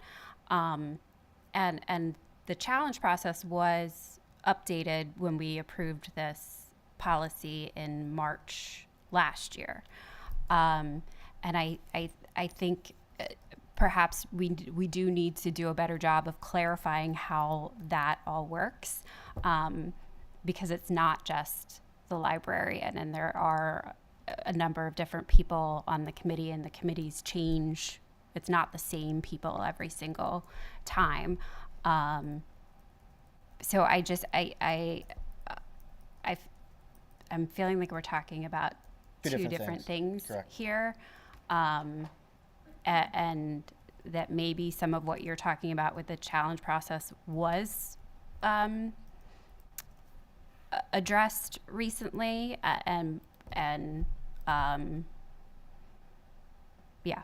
So let's do this, because we've been going on this for an hour and a half, kind of in a circular form. We at some point do need to move on and see. So let's just go around the room to the committee and see, do they want to move this to the board meeting for first reading or not? Ms. Evans Brockett? 109 and 109-2, correct? No. Ms. White? No. Mr. Keenan? Yes. And so do I. So now let's just go to the other committee members. Ms. Lofton? No. Mr. Leggett? No. Mr. Cohen? Yes. Mr. Larson? I do. Okay. No. Marsh? No. No. Dr. Russell? No. Okay. So we'll have to, seems like the board, the school board is split. The committee is very clear that they don't want to add this to the policy committee, so we'll make sure that that is notated to the full board in the April meeting. We'll move on to resource materials 109. Mr. Saylor? Yes. Can I mention one more thing just about what Mr. Larson mentioned about the challenge process? Yeah. Just because that came up. I do believe in the challenge process. I thought that was a good effort at compromise. And I think it's important for all parties to participate in that process, especially before taking that process to social media. And for both parties to approach with an open mind and listen to each other and have that informal conversation before challenges move on. And if a committee meets and reads through a book and talks it over and decides that it is appropriate, that the good outweighs the bad, I think it's important to accept that. And if a parent disagrees with that, they put in their restriction request. And that seems to be a good compromise process. And I understand. So, I mean, I've read all these books that have been challenged at this point, and when you look at them, you look at the naughty pages, and you look at the overall messages, the positive anti-suicide messages. The messages about how to survive and thrive even after suffering in life in so many different ways. There's so many positive messages to some books, and maybe there's some offensive material, but I think it's important to trust the challenge process. That seemed like a good compromise. So that's all I wanted to say, was just to add on to what Mr. Larson said. Thanks. Anyone have comments on the updated draft for 109? It's good, I support it. What's that? I think the updates to 109 are good, and I support them. Anybody else? Okay. Field trips?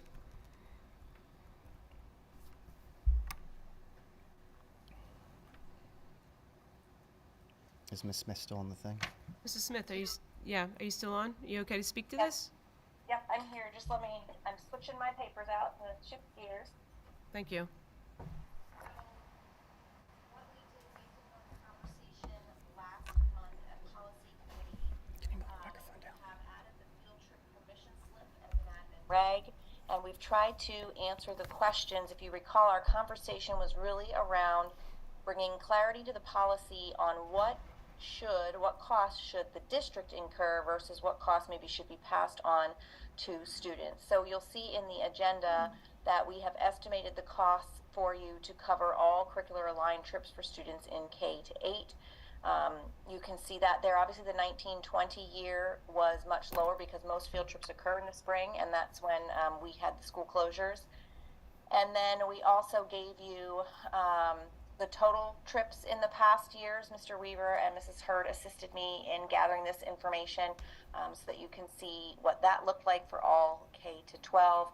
I did hear from building principals. It's not black and white in terms of how much home and school groups contribute to our field trip costs. It varies depending on each building and maybe the finances of their particular home and school.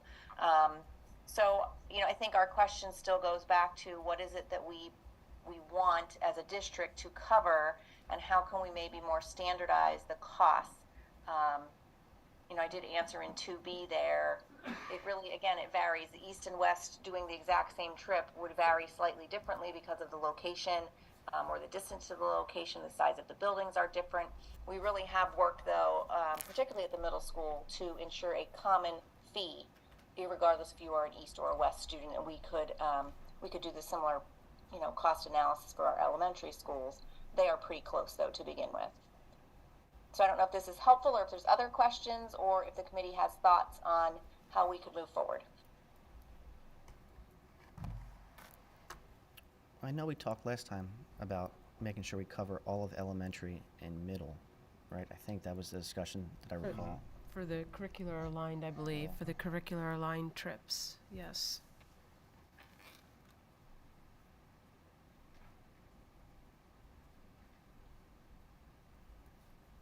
Can you pull up the draft?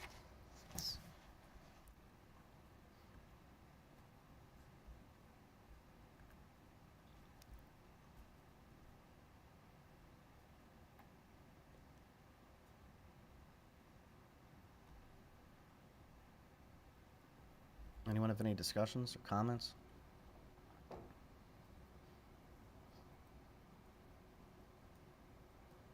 What I, excuse me, what I do find interesting looking at these numbers is that it seems that adding in the high school trips does not increase costs at the extent that I thought it would. You know, you're not looking at a doubling of costs, for example, because of the larger trips, and I imagine it's because you have a smaller number of students going on those trips. So just the marginal difference of being able to include the entire curricularly aligned set of field trips into what is covered does not seem extensive. And I'm thinking that I don't know that any of these numbers really are giving us an accurate snapshot, because we talked about, we used to do 2 field trips at middle and at those levels, and now we're only doing 1. So these aren't even actually our costs moving forward, correct? This is just historical information? So, Mrs. Smith, this is historical data, is that correct? Or did you Yes, pull just one trip? It's historical? Mrs. Hurd pulled this. It is historical data. So Mrs. Lofton makes a good point. These particular years, K to 8 would have done 2 trips per grade level, and 9 through 12 would have been just based upon the particular courses. We are down to 1 trip in grades K to 5 now. We still had 2 trips in 6 to 8 this year, with the intention to be down to 1 next year. Could be less. So it would be less than the numbers that we're looking at by about half, essentially, if you're going from 2 to 1. We could probably actually calculate that for you based on this year and the trips that are planned, what we know. Some of it's, it's rolling data, so to speak, at this point. But we could probably calculate that, and if not for next month, certainly by the end of the school year. Yes, we could do that, Dr. Russell. The only thing to point out would be these numbers also are not inclusive of what home and school may have contributed. So home and school's contributions would be on top of this. So if we're assuming those costs and home and school is no longer contributing, these numbers will go up as well. And we're not actually including any admission costs in this, correct? I don't know if Mr. Weaver, if I could defer to him. I know when Mrs. Hurd pulled it, she broke it out by substitutes, nurses, and transportation. I'm not sure if he could respond where the admission fees, when we collect them, where they go and how they pay them out. I don't know if we'd be able to pull that. I certainly have that from their field trip request forms, what the admission costs will be. Yep. Well, pardon me. Yeah, we'll have to look a little bit more into that. I am looking at the spreadsheet. It doesn't necessarily break out those items, as Mrs. Smith said, so we'll have to do a deeper dive into that. But, I mean, so I feel like this is both an underestimate and an overestimate, so maybe Yeah. we're just about breaking even. It's going to be half, but then it's Then also we going to double it. remove the money that the PTAs have put through, and then we have to add in the cost of the admission, which also isn't in here. So this is actually about, so we're talking mid to upper But it's still five-figure. It's still probably less. Yeah. Yeah. Mid to upper 5 figures is what it would cost to cover this, is the takeaway, essentially. Is that a fair assessment? Yeah. I would say that's a fair assessment based on the information we have tonight, Mrs. Lofton. Yes. I guess I don't know how, if these are curricular trips, that we don't support them. I mean, we had this discussion years ago with some of our tech ed classes where students were having to buy additional items for the class. If this is part of the curriculum, then I think we're obligated to pay for it. We shouldn't make curriculum that somebody else has to pay for. We're a public school. You know, that's almost where I was going. I thought last time when we were talking about this, I remember saying, questioning that we don't get into scope creep of curricular versus extracurricular, so that if we started proposing that we would add in other trips and our costs would start to rise, we would then start to dictate that we're going to cancel or eliminate some trips that were otherwise going to take place because parents were funding them. So I think as long as we're talking about curricular trips, to me it seems like a no-brainer as well. Yeah, I have to agree with Russ on that. Absolutely. Curricular, as a matter of equity, as a matter of fairness, as a matter of having children that don't have the means not be put in the place where they have to beg or ask for it. It's our role as a district to support them in a way that gives them the dignity to be able to participate in all the curricular trips without having to go through any other hoops. Yeah, I agree with that notion exactly. Are we talking just K to 8 or K to 12?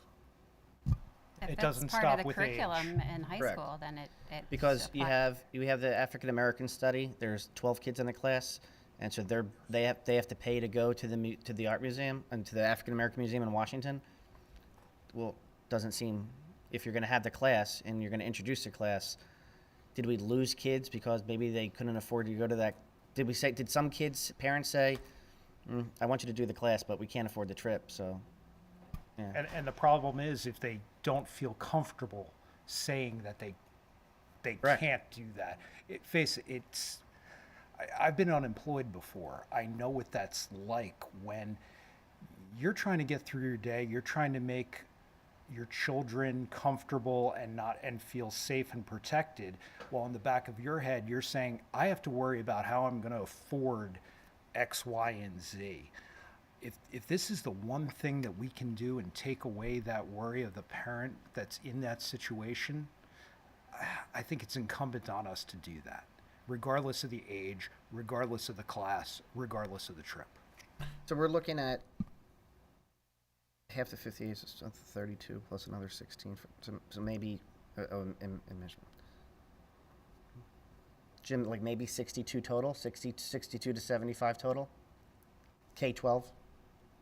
Yeah, I think that would be a reasonable estimate, but then again, let's look at the other factors, including like the tickets, the admissions, those type of things, or make sure and verify they're in these numbers or not before we go there. Okay. I just want to say, to build off, to give some context, it does get more complex as they get older, and kids are much more reticent to come and ask for that. In elementary school, in my time there, it was pretty much baked into the process. But I think that, so to answer your question, because I did not, sir, I think to the extent possible within what the numbers say, I think that's a wonderful opportunity. I think it gets more complex at the high school because you have one-off trips for classes. That's where kids are obviously much more sensitive to that, so, in my experience. And that doesn't mean that the home and school still can't raise money to help defray the cost from the school district, correct? I mean, we wouldn't want the home and school, they could still raise money and help outlay to the school district. We would still have that discussion with the home and schools to say, although the school district is paying for these events now, that doesn't prevent you from still doing your fundraisers to help pay the school district back. Well, they'll do the fundraisers for other things. Or they could do the fundraisers for other things, which would be just as good too. Yeah, we don't want to prevent home and schools from saying, "Oh, we don't need to do fundraisers anymore," because we still want them to do their fundraisers. I would like to hear the limits. I mean, there are some common sense limits to this. You know, like a geology class can't go to Alaska to climb Denali. I would want to do that. Yeah. Well, any trip would still have to go through the normal processes of, approvals and everything. They're not just going to pull, a trip to the moon out of, nowhere. So Elon Musk is planning that. So. yeah, well, you never know. It's possible. All right. Any other questions on 121? You're going on the Elon Musk. I'm getting punchy. I've seen some home and school fundraisers. You might get Yeah.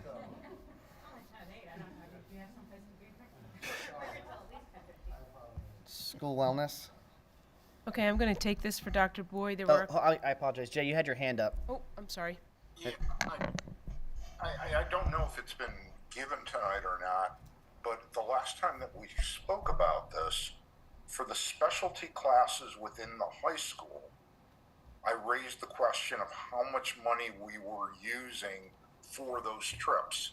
I do not know if that number has been revealed or not, because we're talking about equity for everybody at the high school, and with these specialty classes going on, some of the trips are very, very useful. There's no question about that. But what is the cost involved in these trips? Yeah, we would have to have a better breakdown of actual. Isn't it the delta, the difference between? No, because this is old. This is 3 years old. B, it doesn't include cost of admission, and then C, the K to 8 trips, they did more back then than what we do now. So you would have to add it, plus it, and then divide it by 2. Increasing the relative size. Yeah, correct. So I don't know if Mr. Cohen, if he was going here, but that's where earlier I said, I would just want to make sure that we don't get into a quandary where we start to say we have to stop or cut an expected trip. So we have to continue to leverage the Home and School Association, the foundation, et cetera, to marry to what we're doing here. I think we're all in agreement, though, that if it's curricular related, as long as it goes through a process that makes sure that it's prudently planned, because I know you'd want to go to Alaska, but we can't afford it. Then it's a no-brainer, as we're all saying. But that partnership, I think, with the foundation, with the Home and School Association, for trips that then fall, either in a gray area or outside of it, we have to maintain that relationship, I think, to help fund it. Any other questions on 246? On 121? The only thing I'll add is that Mrs. Smith is offering to provide a projection for next year by the next policy committee meeting. So we'll look at the numbers and we'll delineate some of those things that have been brought to our attention. Okay. School wellness? Okay, school wellness. So last time we met, we talked about the school wellness policy and some of what the subcommittee had recommended. And there were a couple of questions that emerged from that conversation. One was, what is the definition of physical activity? When we refer to physical activity, what do we actually mean? And I've pulled a definition from the World Health Organization. Essentially, we want kids moving around and expending some energy. Right now, as we sort of focused on the elementary level, they do that during recess, they do that during physical education. Sometimes there are brain breaks that our teachers offer our students. I had mentioned to the committee that I really discourage using recess as a consequence, and went to our principals to ask them their thoughts on this. And they actually discourage it, but there are times when they rely upon it, and I've shared with you some of the feedback that they've offered. They don't do it very often. They don't take the whole thing away. However, there are some circumstances or times when they believe it is appropriate to take some of that time away from students. So their suggestion would be to soften the language a little bit and maybe indicate that using recess as a consequence is discouraged. It is not stated shall not be used as a consequence. So that's coming from our principals. I wanted to offer that up to the committee. Any comments or questions about that aspect of things? I did some research, and all of my children experienced a loss of some minor, at least, recess time as a consequence, and I believe it was very good for them, informative. Okay. So you're suggesting changing it to say building administrators will notify district staff that physical activity, for an example, recess, will be discouraged as a consequence, rather than not be used or withheld. That's a suggested edit. That is suggested, and that is supported by our principals. So in other words, it's discouraged, but it's still Might happen. Well, it's up to the teacher to make that call, right? Based on the circumstances. So and I did some talking to teachers too, the primary circumstance that I was related in terms of those times, and as you said, we couldn't find an example of the whole recess probably, but it has to do with instead of having that time, you have to dedicate it. It's usually dedicated to work or something very productive for the student if they need to catch up on something, and it's not even so much of a punishment as it is just a reallocation of time, and it certainly might have an effect on the student, but it's more about learning than it is about taking away anything. And I think as long as there's some leeway for the teacher to make the call, you know, I like that better than what we were saying earlier about shall not include that, right? It should discourage it, but they should have that leeway to make that call. I have to agree that I think the new language that's being presented here allows for a fuller toolbox for the principals and the teachers, while still, you know, admitting and saying that this isn't our preference. There still needs to be a portion of activity there. And I felt more comfort in supporting the language here when I read through how the principals and have been applying this. I think I support the change to the new language that's in here that discourages, but technically allows for some of that. I think it strikes the right balance between discipline and, face it, getting out energy and the positive things. I mean, in almost anything, a carrot and a stick approach is important, and taking away recess totally, that's a stick. Carrot, not so much the having a portion of recess. I think that's an important, almost a Band-Aid. It's something that's going to help the child get through that incident at that point, because there's some repercussions, but it's not the end of the world. And so I think it's a good tool. It would be how I think I would like to apply that if I was in that situation. And this gives the fuller toolbox to our teachers. So, as I said, I support the language that's in their current, the new language. Ms. Lofton, you look like you wanted to, yeah, go ahead. So I, appreciate the desire to have lots of tools in the toolbox. I just would want to ensure that the application of this is done within a framework of understanding that if the child's not finishing their homework, taking away recess isn't necessarily going to address the underlying problem. So, I'm curious more about the scenarios in which it's being used, and if that really is aligned with the spirit of trying to ensure that students are able to get the physical activity that they need to, then prepare them to come in and sit down and be focused and productive. So, I think part of the reason why this was in here initially is that in some ways taking away recess winds up being counterproductive.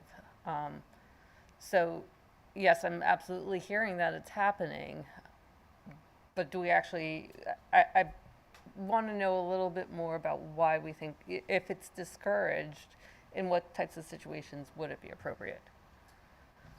So I think that's a really important question. I don't know, Mrs. Lofton, if you had a chance to look at some of the notes in the agenda, but I did pull verbatim some of the feedback from our principals. So, I would encourage you, if you haven't, look through that and then let's talk more about that. But I think the spirit of the policy will be upheld by our principals. They understand that, and we tried to emphasize that point the last time we met. But there are a few circumstances and situations where they believe it is appropriate to take at least a portion of the recess. So are we comfortable moving this forward? Do you need to? The only other thing I want to call out is that we pulled the nurse from the reference to you need to inform not only parents of food that you're going to give out as a teacher in the class, but you also have to inform the nurse. The nurses really don't want to be incorporated in there because it is the parent's responsibility. Teacher decides we're going to celebrate Barb's birthday tomorrow. We're going to be serving cake. Parents, you need to be aware of this. If a child is a diabetic or has an allergy, then they are aware and can opt their children out.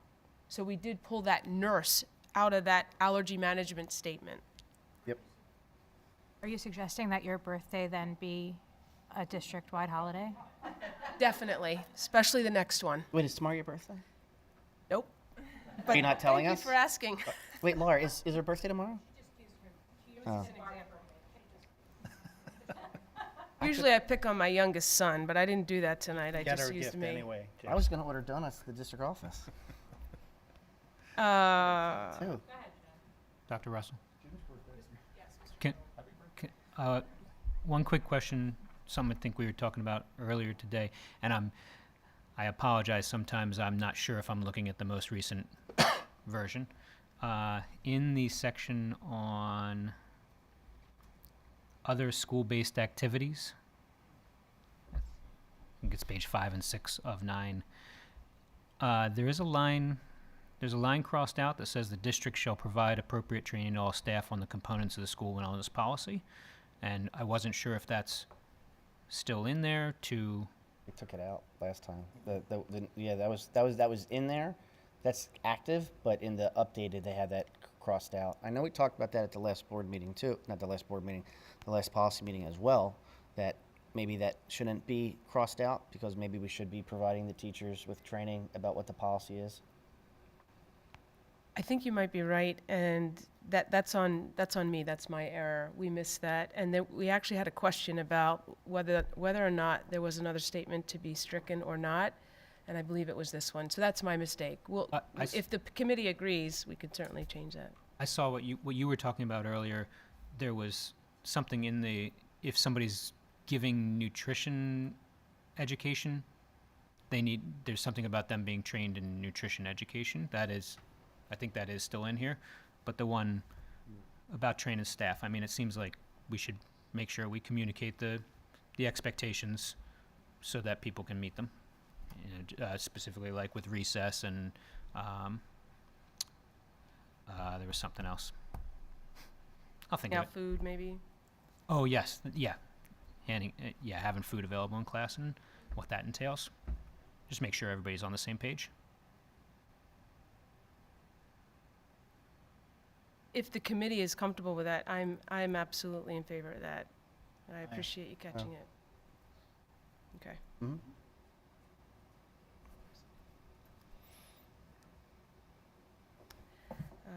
This is where I got myself into trouble the last time, so I'm just going to put a big asterisk here, and Ms. Widener will help me. Because the last time I had a problem with that, so. All right, anything else on 246? All right, so we'll move that through, and we'll go to 805.2, school security personnel.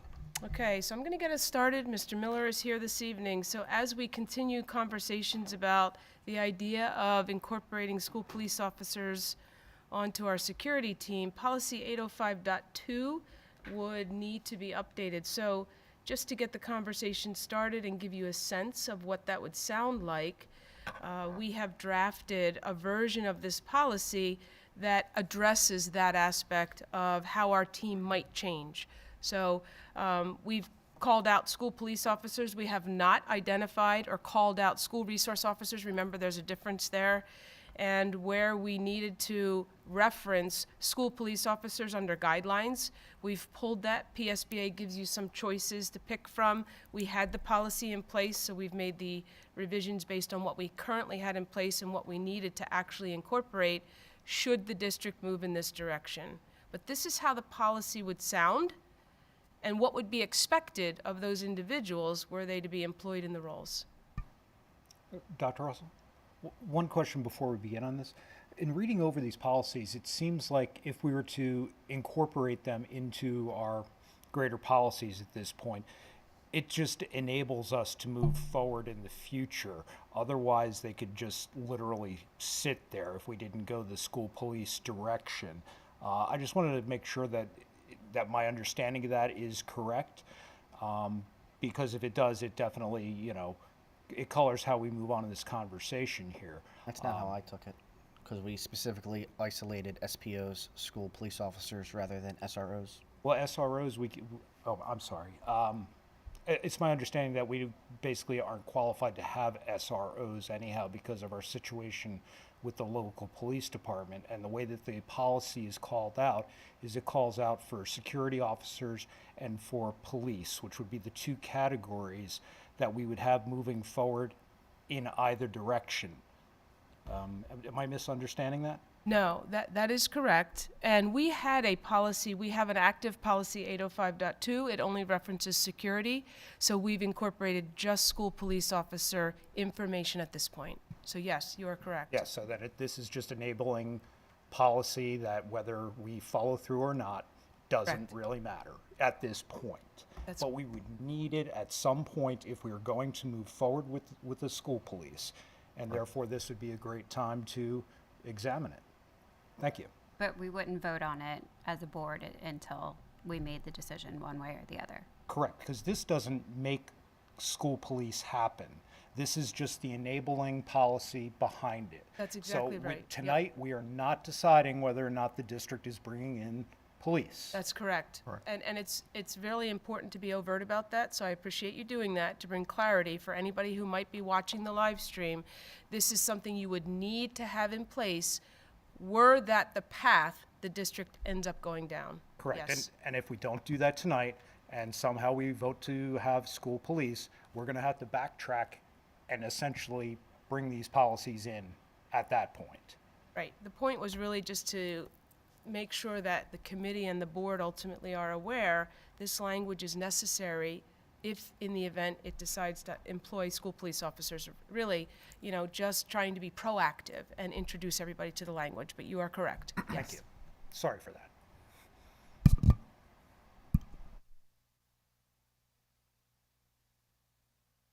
Go ahead, Mr. Miller.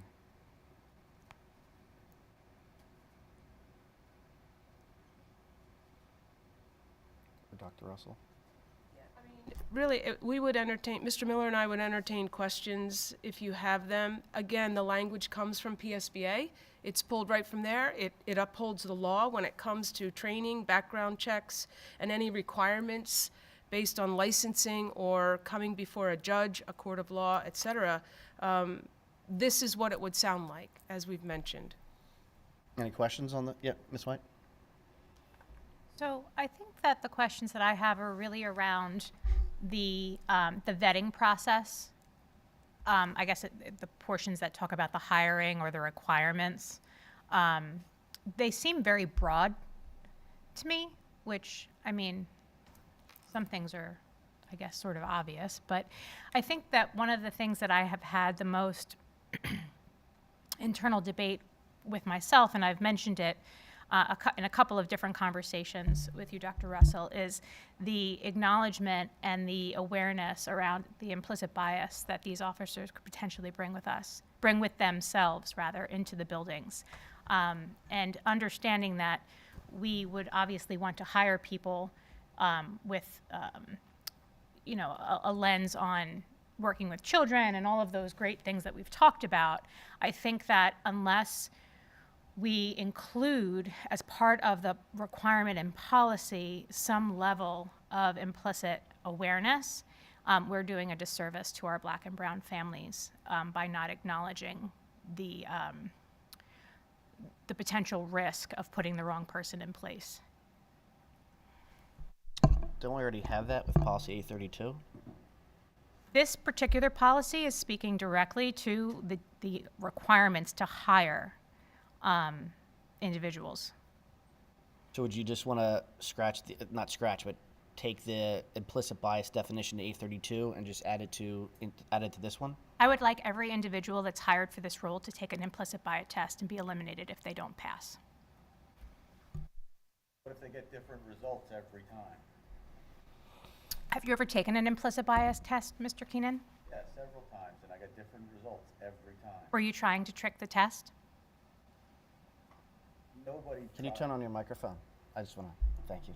The test is not scientifically valid, so you don't, even if you tried to trick it, you couldn't. You would get different results every time, or every other time. And that's your opinion? No, that test is not scientifically valid. Okay, so you don't support my suggestion, that's fine. In Pennsylvania, though, are we, as an employer, allowed to administer that type of a test or that type of qualification for someone that we're looking to employ in the best interest of our school district and our community? You know, I'd have to ask Mr. Moran just to make sure we rule out any discrimination on our part through the employment process, but we'll take that question back and then we'll be prepared to answer it. I appreciate that. Any other discussions? I have one more, if I could. Yeah. So there was a question, and it was a very helpful question that prompted our thinking around the reference to in this policy 113.2 on behavior support, but doesn't reference 113.1, which talks specifically about discipline of students with disabilities. So PSBA gave us a response to this, and they are indicating when we pose the question, the PSBA policy guide 805.2 references policy 113.2 on behavior support in that section of the policy language, but it does not reference 113.1, the rationale for why we drafted the policy guide language to reference 113.2 instead of 113.1 is because school police officers would not typically be administering discipline or disciplinary placements to students with disabilities as addressed in 113.1. That's very specific, that policy. But they would need to know about the prohibition for use of prone restraints on students with disabilities, the requirement to provide copies of behavior support procedures to local law enforcement, as well as invitation to local police to participate in district training on use of behavior supports and de-escalation techniques and responses, and the provision for referrals to law enforcement, which are all addressed in 113.2. So PSBA is telling us if the board feels that a reference to policy 113.1, if we go down this path, would also be helpful, they'll certainly make a note of it and they'll review it if and when the policy would be sent up to them. So all of our policies, after they go through second reading, go to PSBA, and their attorney team reviews the policies just to make sure there aren't any questions about the recommendations that have been made. So this was the feedback. It was a really good question, I thought, that came to me, and this is the feedback from PSBA. Thank you for that. Any other discussions? Yes. So I do have a question in the section on the training for the school police officers. And let's see, yep, there it is. Go back, there we go. School police officers shall successfully complete required training in accordance with law and other required yada yada yada. So including the use of positive behavior supports, de-escalation techniques, appropriate responses to behavior for students with disabilities. And then those links that we have 36 through 40, unless I'm looking at this incorrectly, don't seem to be in the list of links. Like there's a 37, but the other links aren't there. The one copy stops at 31.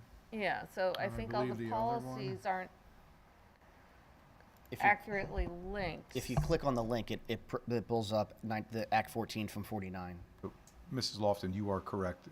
We did have a conversation with Lori Wider, and that is one of the things, as Dr. Russell just mentioned, those final citations and notations are then corrected when they are sent up to PSBA to make sure that we do have that guidance in there. That's a very good finding there. Yes. So, and the reason why, I'm curious to actually see what the law, regulations, and board policies are that we're connecting with is, we've talked about if we want to do this, we want to make sure that we're doing it right, that we're bringing in the police officers who have the right demeanor, like the individuals who presented to the community last week. Was that last week? That was 2 weeks ago. Was it? It's a bit of a blur. The individuals who from Springford who presented to the community seem to have a good understanding of child development, understanding students who might be on the spectrum, how they might have behavioral patterns and triggers that are maybe not something that they've never been trained in before. So when we say we're going to have training for students and appropriate responses to behavior for students with disabilities, I imagine that our educators go through coursework and years on the job of learning how to appropriately respond. So I guess not having anything more than, oh, we're going to teach you, are they going to be given a checklist and here you go? Or like, what does that training actually going to look like for police officers who are coming into the building? Because one of the individuals who presented to us from Springford said, there's really a whole decompression time where once the officer is, assuming that they're coming to PV from having a different policing experience, they need to decompress and they need to unwind from being in that hypervigilant state and acclimate to a educational environment. And so I'm just really curious what that decompression, acclimation, education, training program would actually look like, so that when the police officers do come in, and I'm hearing that we want to bring several people, the board is interested in bringing in several people quickly, not just one or two at a time. How does a program like that happen in a way that gets individuals up to where we want them to be before they begin policing in our buildings? So that's an excellent question. And there are many layers to it. Department of Education, the Commission on Crime and Delinquency, the Municipal Police Officers Training Act, among others, contribute to what an abundance of these references that are here, specific to the school code and others that you'll be looking at if you go through this and pick through the references. So that training piece, most recently we've been dealing with Act 55, which brought up more training for the entire school population, not just law enforcement in the schools, but everyone who's on staff.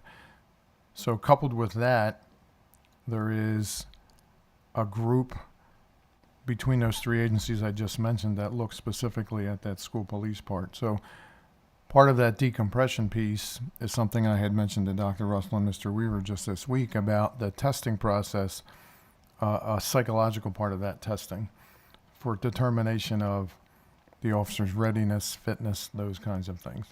And they go on progressively through one's career, exposure to traumatic events, things of that nature.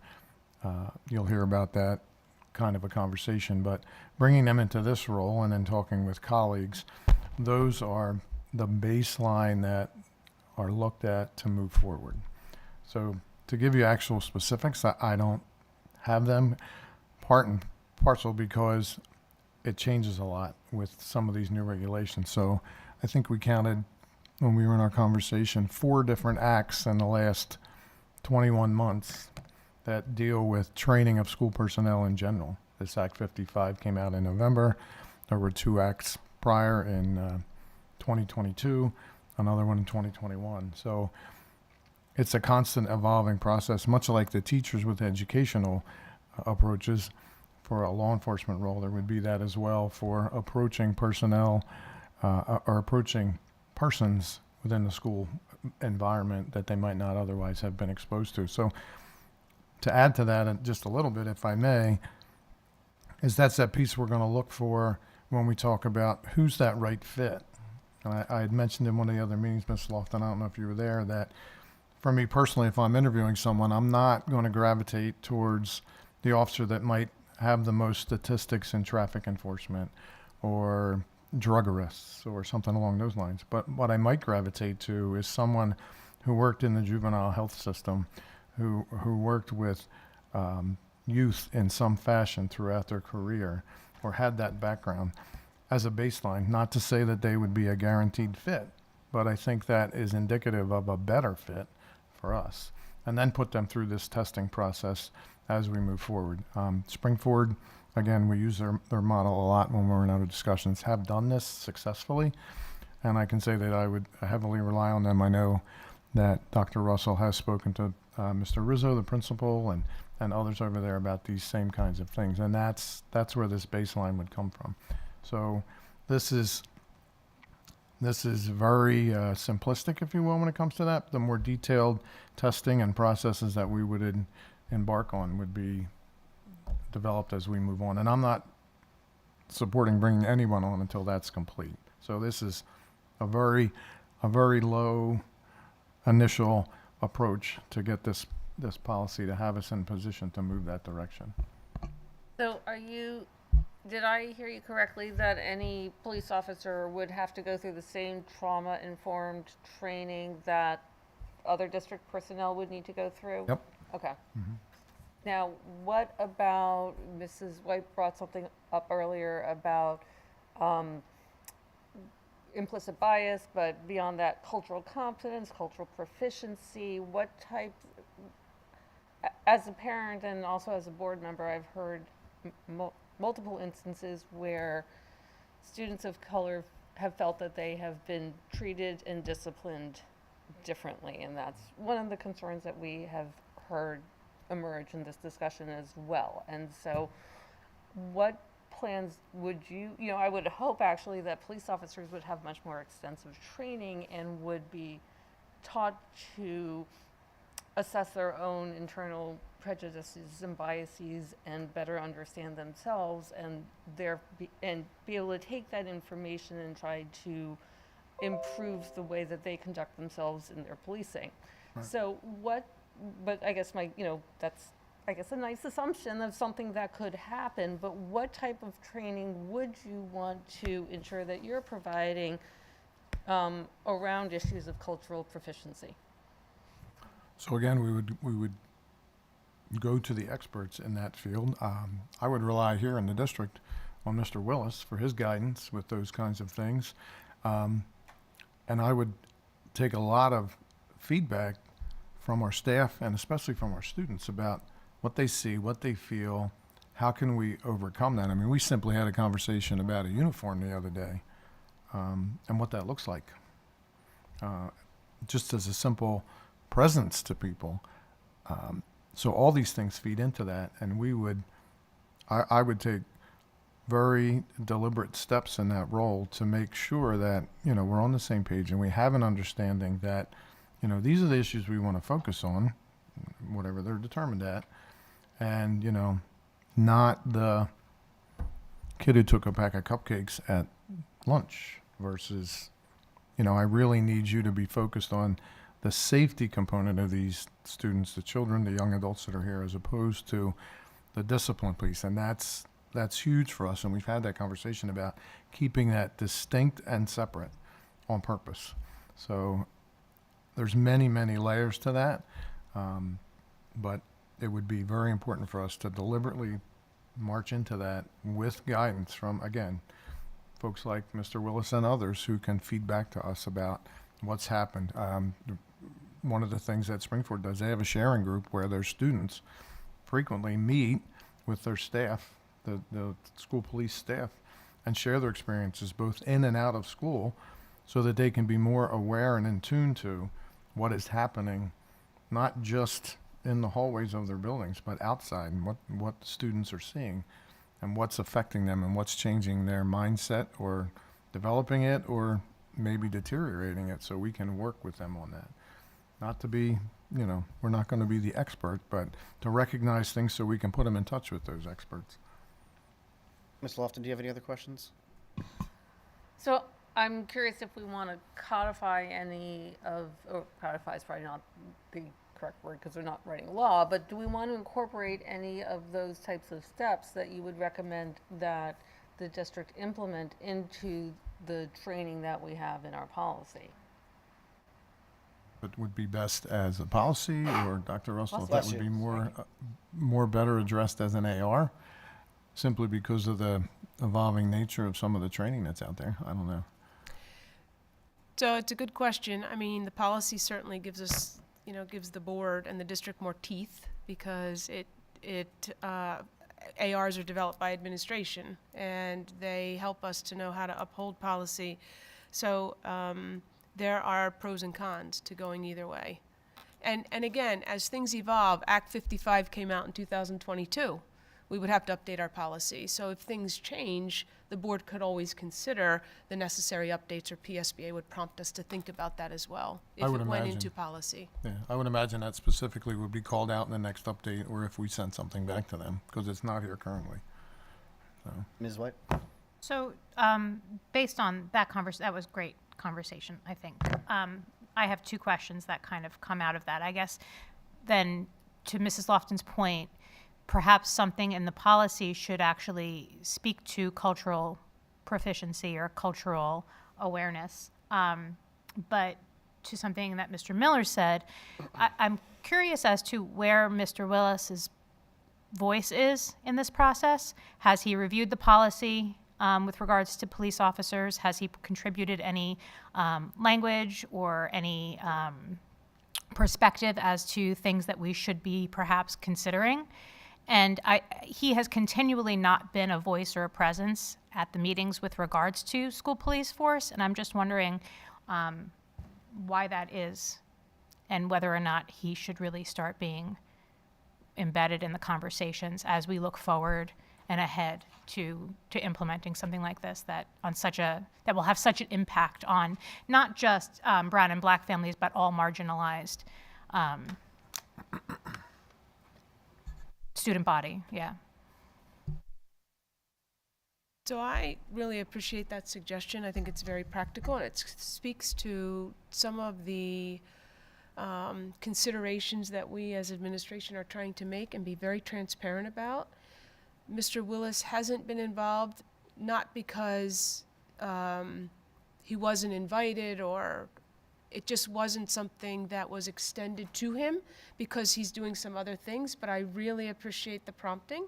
And that's something that's come out of this introductory conversation, and Mr. Miller and I can go back and ask him some of those questions and get his feedback and his thoughts, and maybe he'll even enhance more some of the things that were shared this evening. So I appreciate it. Any other discussions? I do. Yeah. So a couple things. One, I know we heard from a couple of the board members that illustrated some disagreement on the validity of maybe the bias testing. And I don't think, though, that takes away from the fact that a school police force is markedly different than what a community police force needs to look like. So we're talking about things like training and ensuring that as we vet officers, that there's a robust training practice in place to ensure that, we prosecute those behaviors, that they have, that they take into account students with disabilities or other, factors that they take into account behavior and how they're de-escalating, right?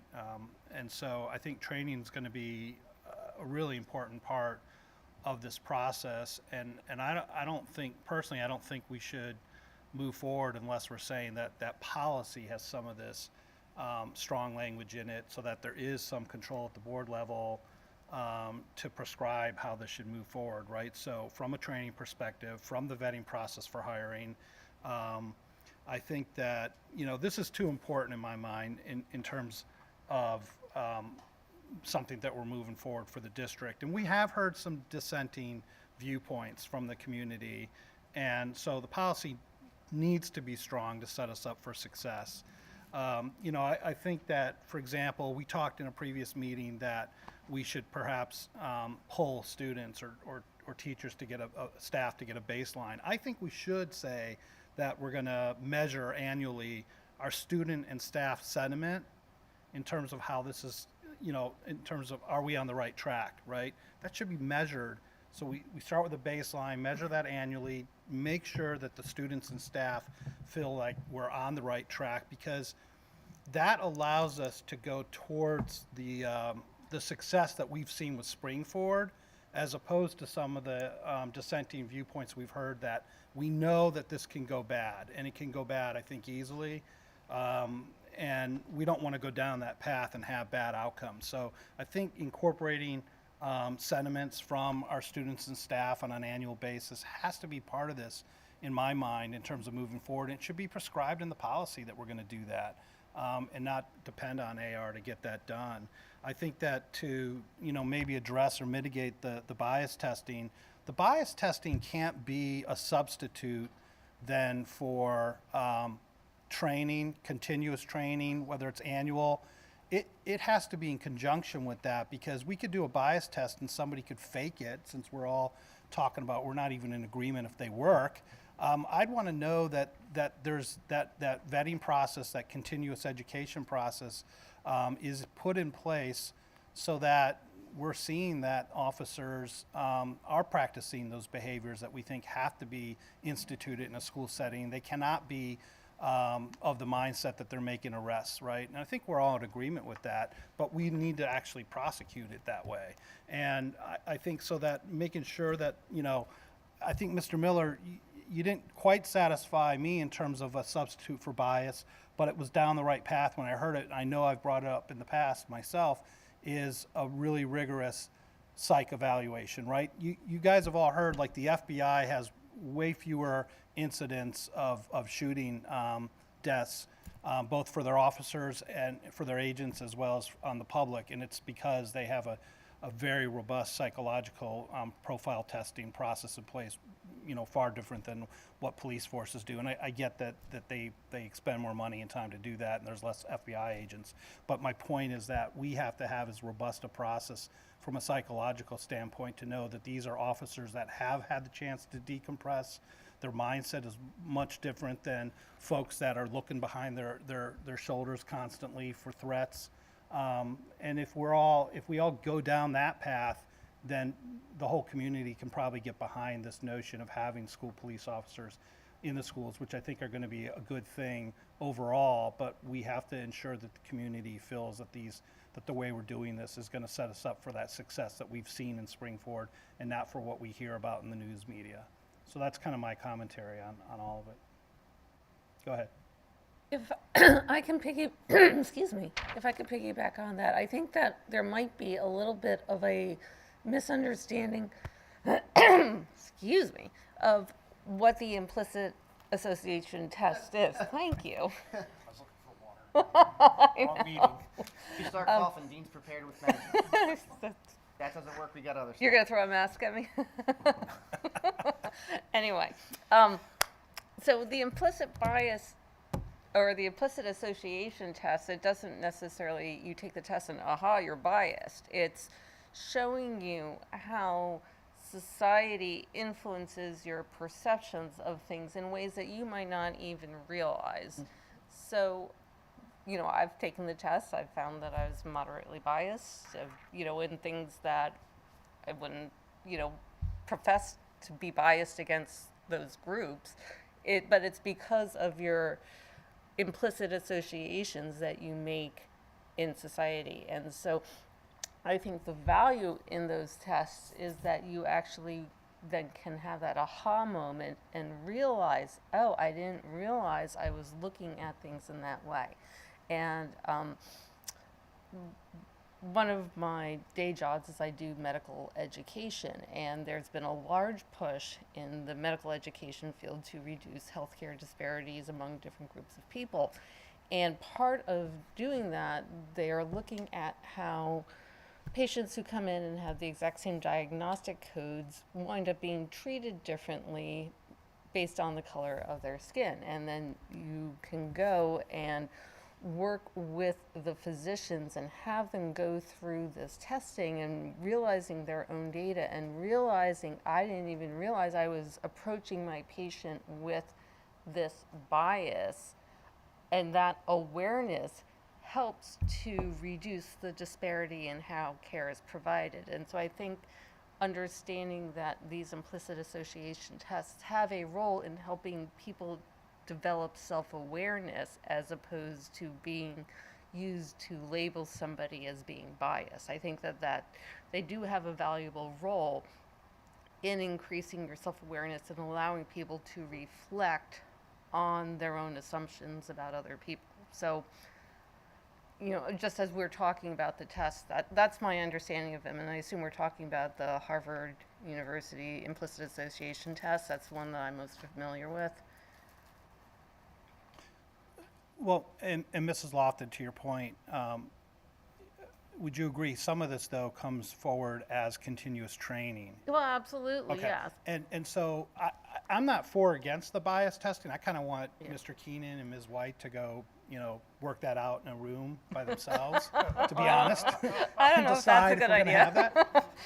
I just want the board members to agree on what that's going to be, and they need to get together and agree on that. I'm with you that the training at the end of the day has to produce police officers that are incredible in that regard, right? That they don't have bias. I don't believe in sustaining that they have implicit bias. I believe in that they should not have the biases, and we do want to check that they don't have them, and or just ensure that we're training so that they don't have them, and that it's in their DNA to some extent, right? So if Mr. Keenan says that it's easy to game those tests, then what value are they? I want to make sure we have a process in place that's going to sort of supersede gaming of those types of tests, and just do we have continuous training in place that's going to ensure that these officers are really, really good for our students? Any other discussion? None? Sure? Okay, so you know what everyone's looking for. Okay. Comments from the audience? Oh, hold on, was that the last? Yeah, it was. Was it? It was, yes. Comments from the audience? You have the timer? Yeah. Jessica Lipless, Skipack Township. I just have a few comments about the discussions tonight about the school library books. Dr. Russell, thank you for highlighting the ability of the Destiny system to accommodate parent requests. Thank you for the conversations tonight, clarifying how parents can make those requests. And finally, thank you for your plans to inform all parents about books that have been challenged and informing parents how they can opt their own child out of these or other books. As a parent, I appreciate this transparency and your willingness to accommodate parent requests. Thank you. Any other comments? Seeing none, 5.02 is policy committee minutes. 5.03 tells us about the upcoming dates that are coming up for our meetings. 5.04 is our notice of video disclaimer, and without objection, I will adjourn the meeting.